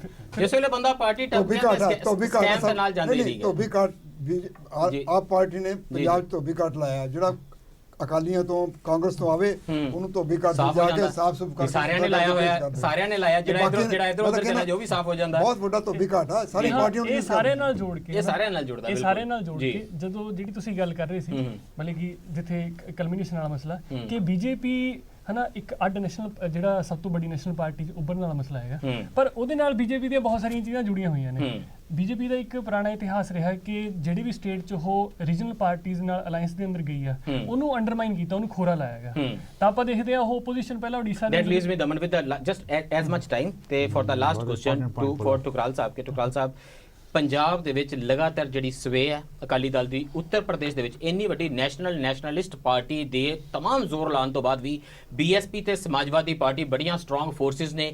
ਕੀ ਇਹ ਗੱਲ ਸਾਫ਼ ਹੈ ਕਿ ਸਾਡੇ ਦੇਸ਼ ਦੇ ਵਿੱਚ ਫੈਡਰਲਿਜ਼ਮ ਦੀਆਂ ਧਾਰਾਵਾਂ ਸਟਰੋਂਗਲੀ ਖੜੀਆਂ ਰਹਿਣਗੀਆਂ, ਭਾਵੇਂ ਉਹ ਇਲੈਕਸ਼ਨੇਰਿੰਗ ਹੋਵੇ, ਭਾਵੇਂ ਲਗਾਤਾਰ 2 ਇਲੈਕਸ਼ਨਾਂ ਦੇ ਵਿਚਕਾਰਲੇ 5 ਸਾਲ ਹੋਣ?